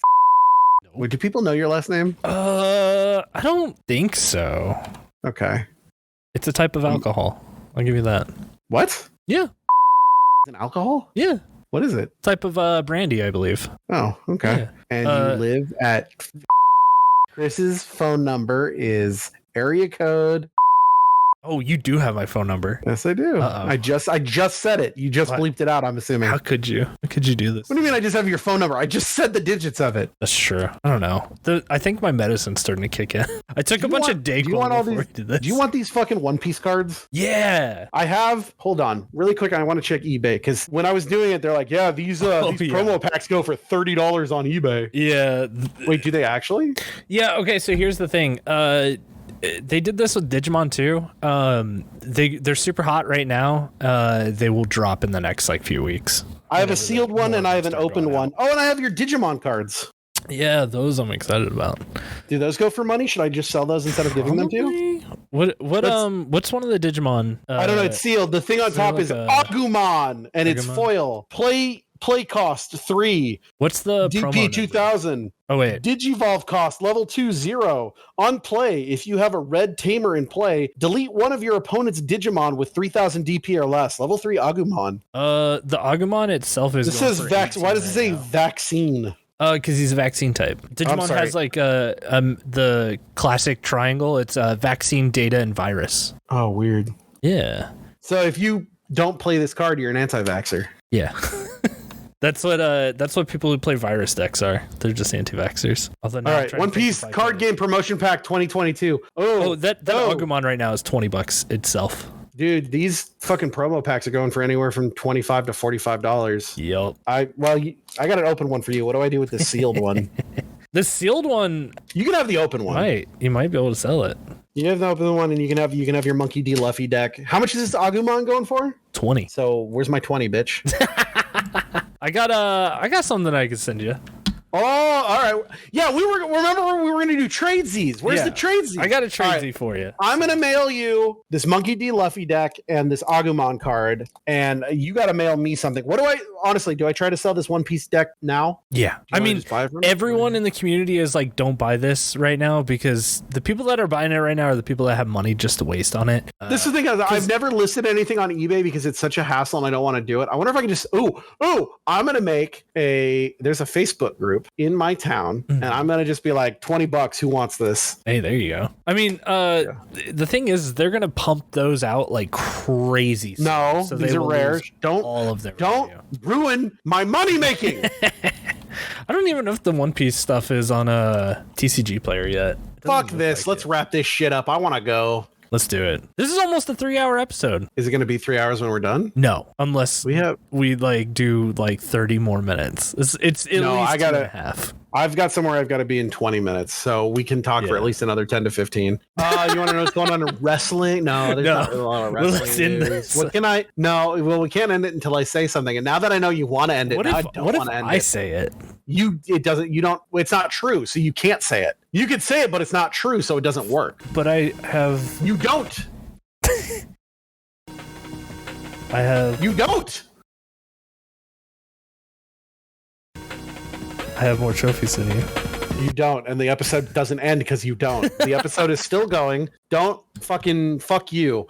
The episode is still going. Oh, we could talk here. All right, so I just read all 1,053 issues. All right, thank you for watching. I have more trophies than you.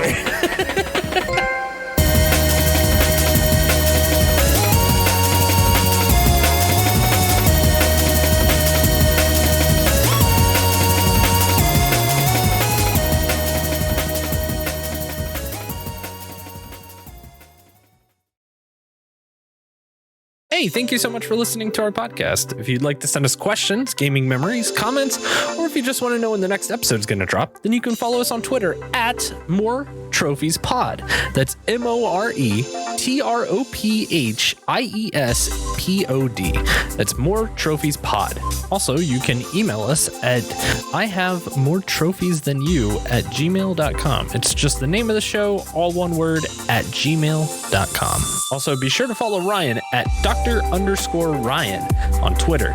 You can also keep up to date with his Monday night Twitch streams office hours at twitch.tv/Dr._Ryan. That's Dr._RYAN. Dr._Ryan on both Twitch and Twitter. And follow Chris on Twitter at Burezu in Japan. Now, I know what you're thinking. Don't worry, I'm going to spell it out for you right now. That's BUREZUINJAPAN. That's all one word, Burezu in Japan on Twitter. And when they are streaming, you can check them out at twitch.tv/BlazeTK. That's BLAZE, the letter T, the letter K on Twitch. BlazeTK. Thank you again so much, everyone. We'll see you in the next episode.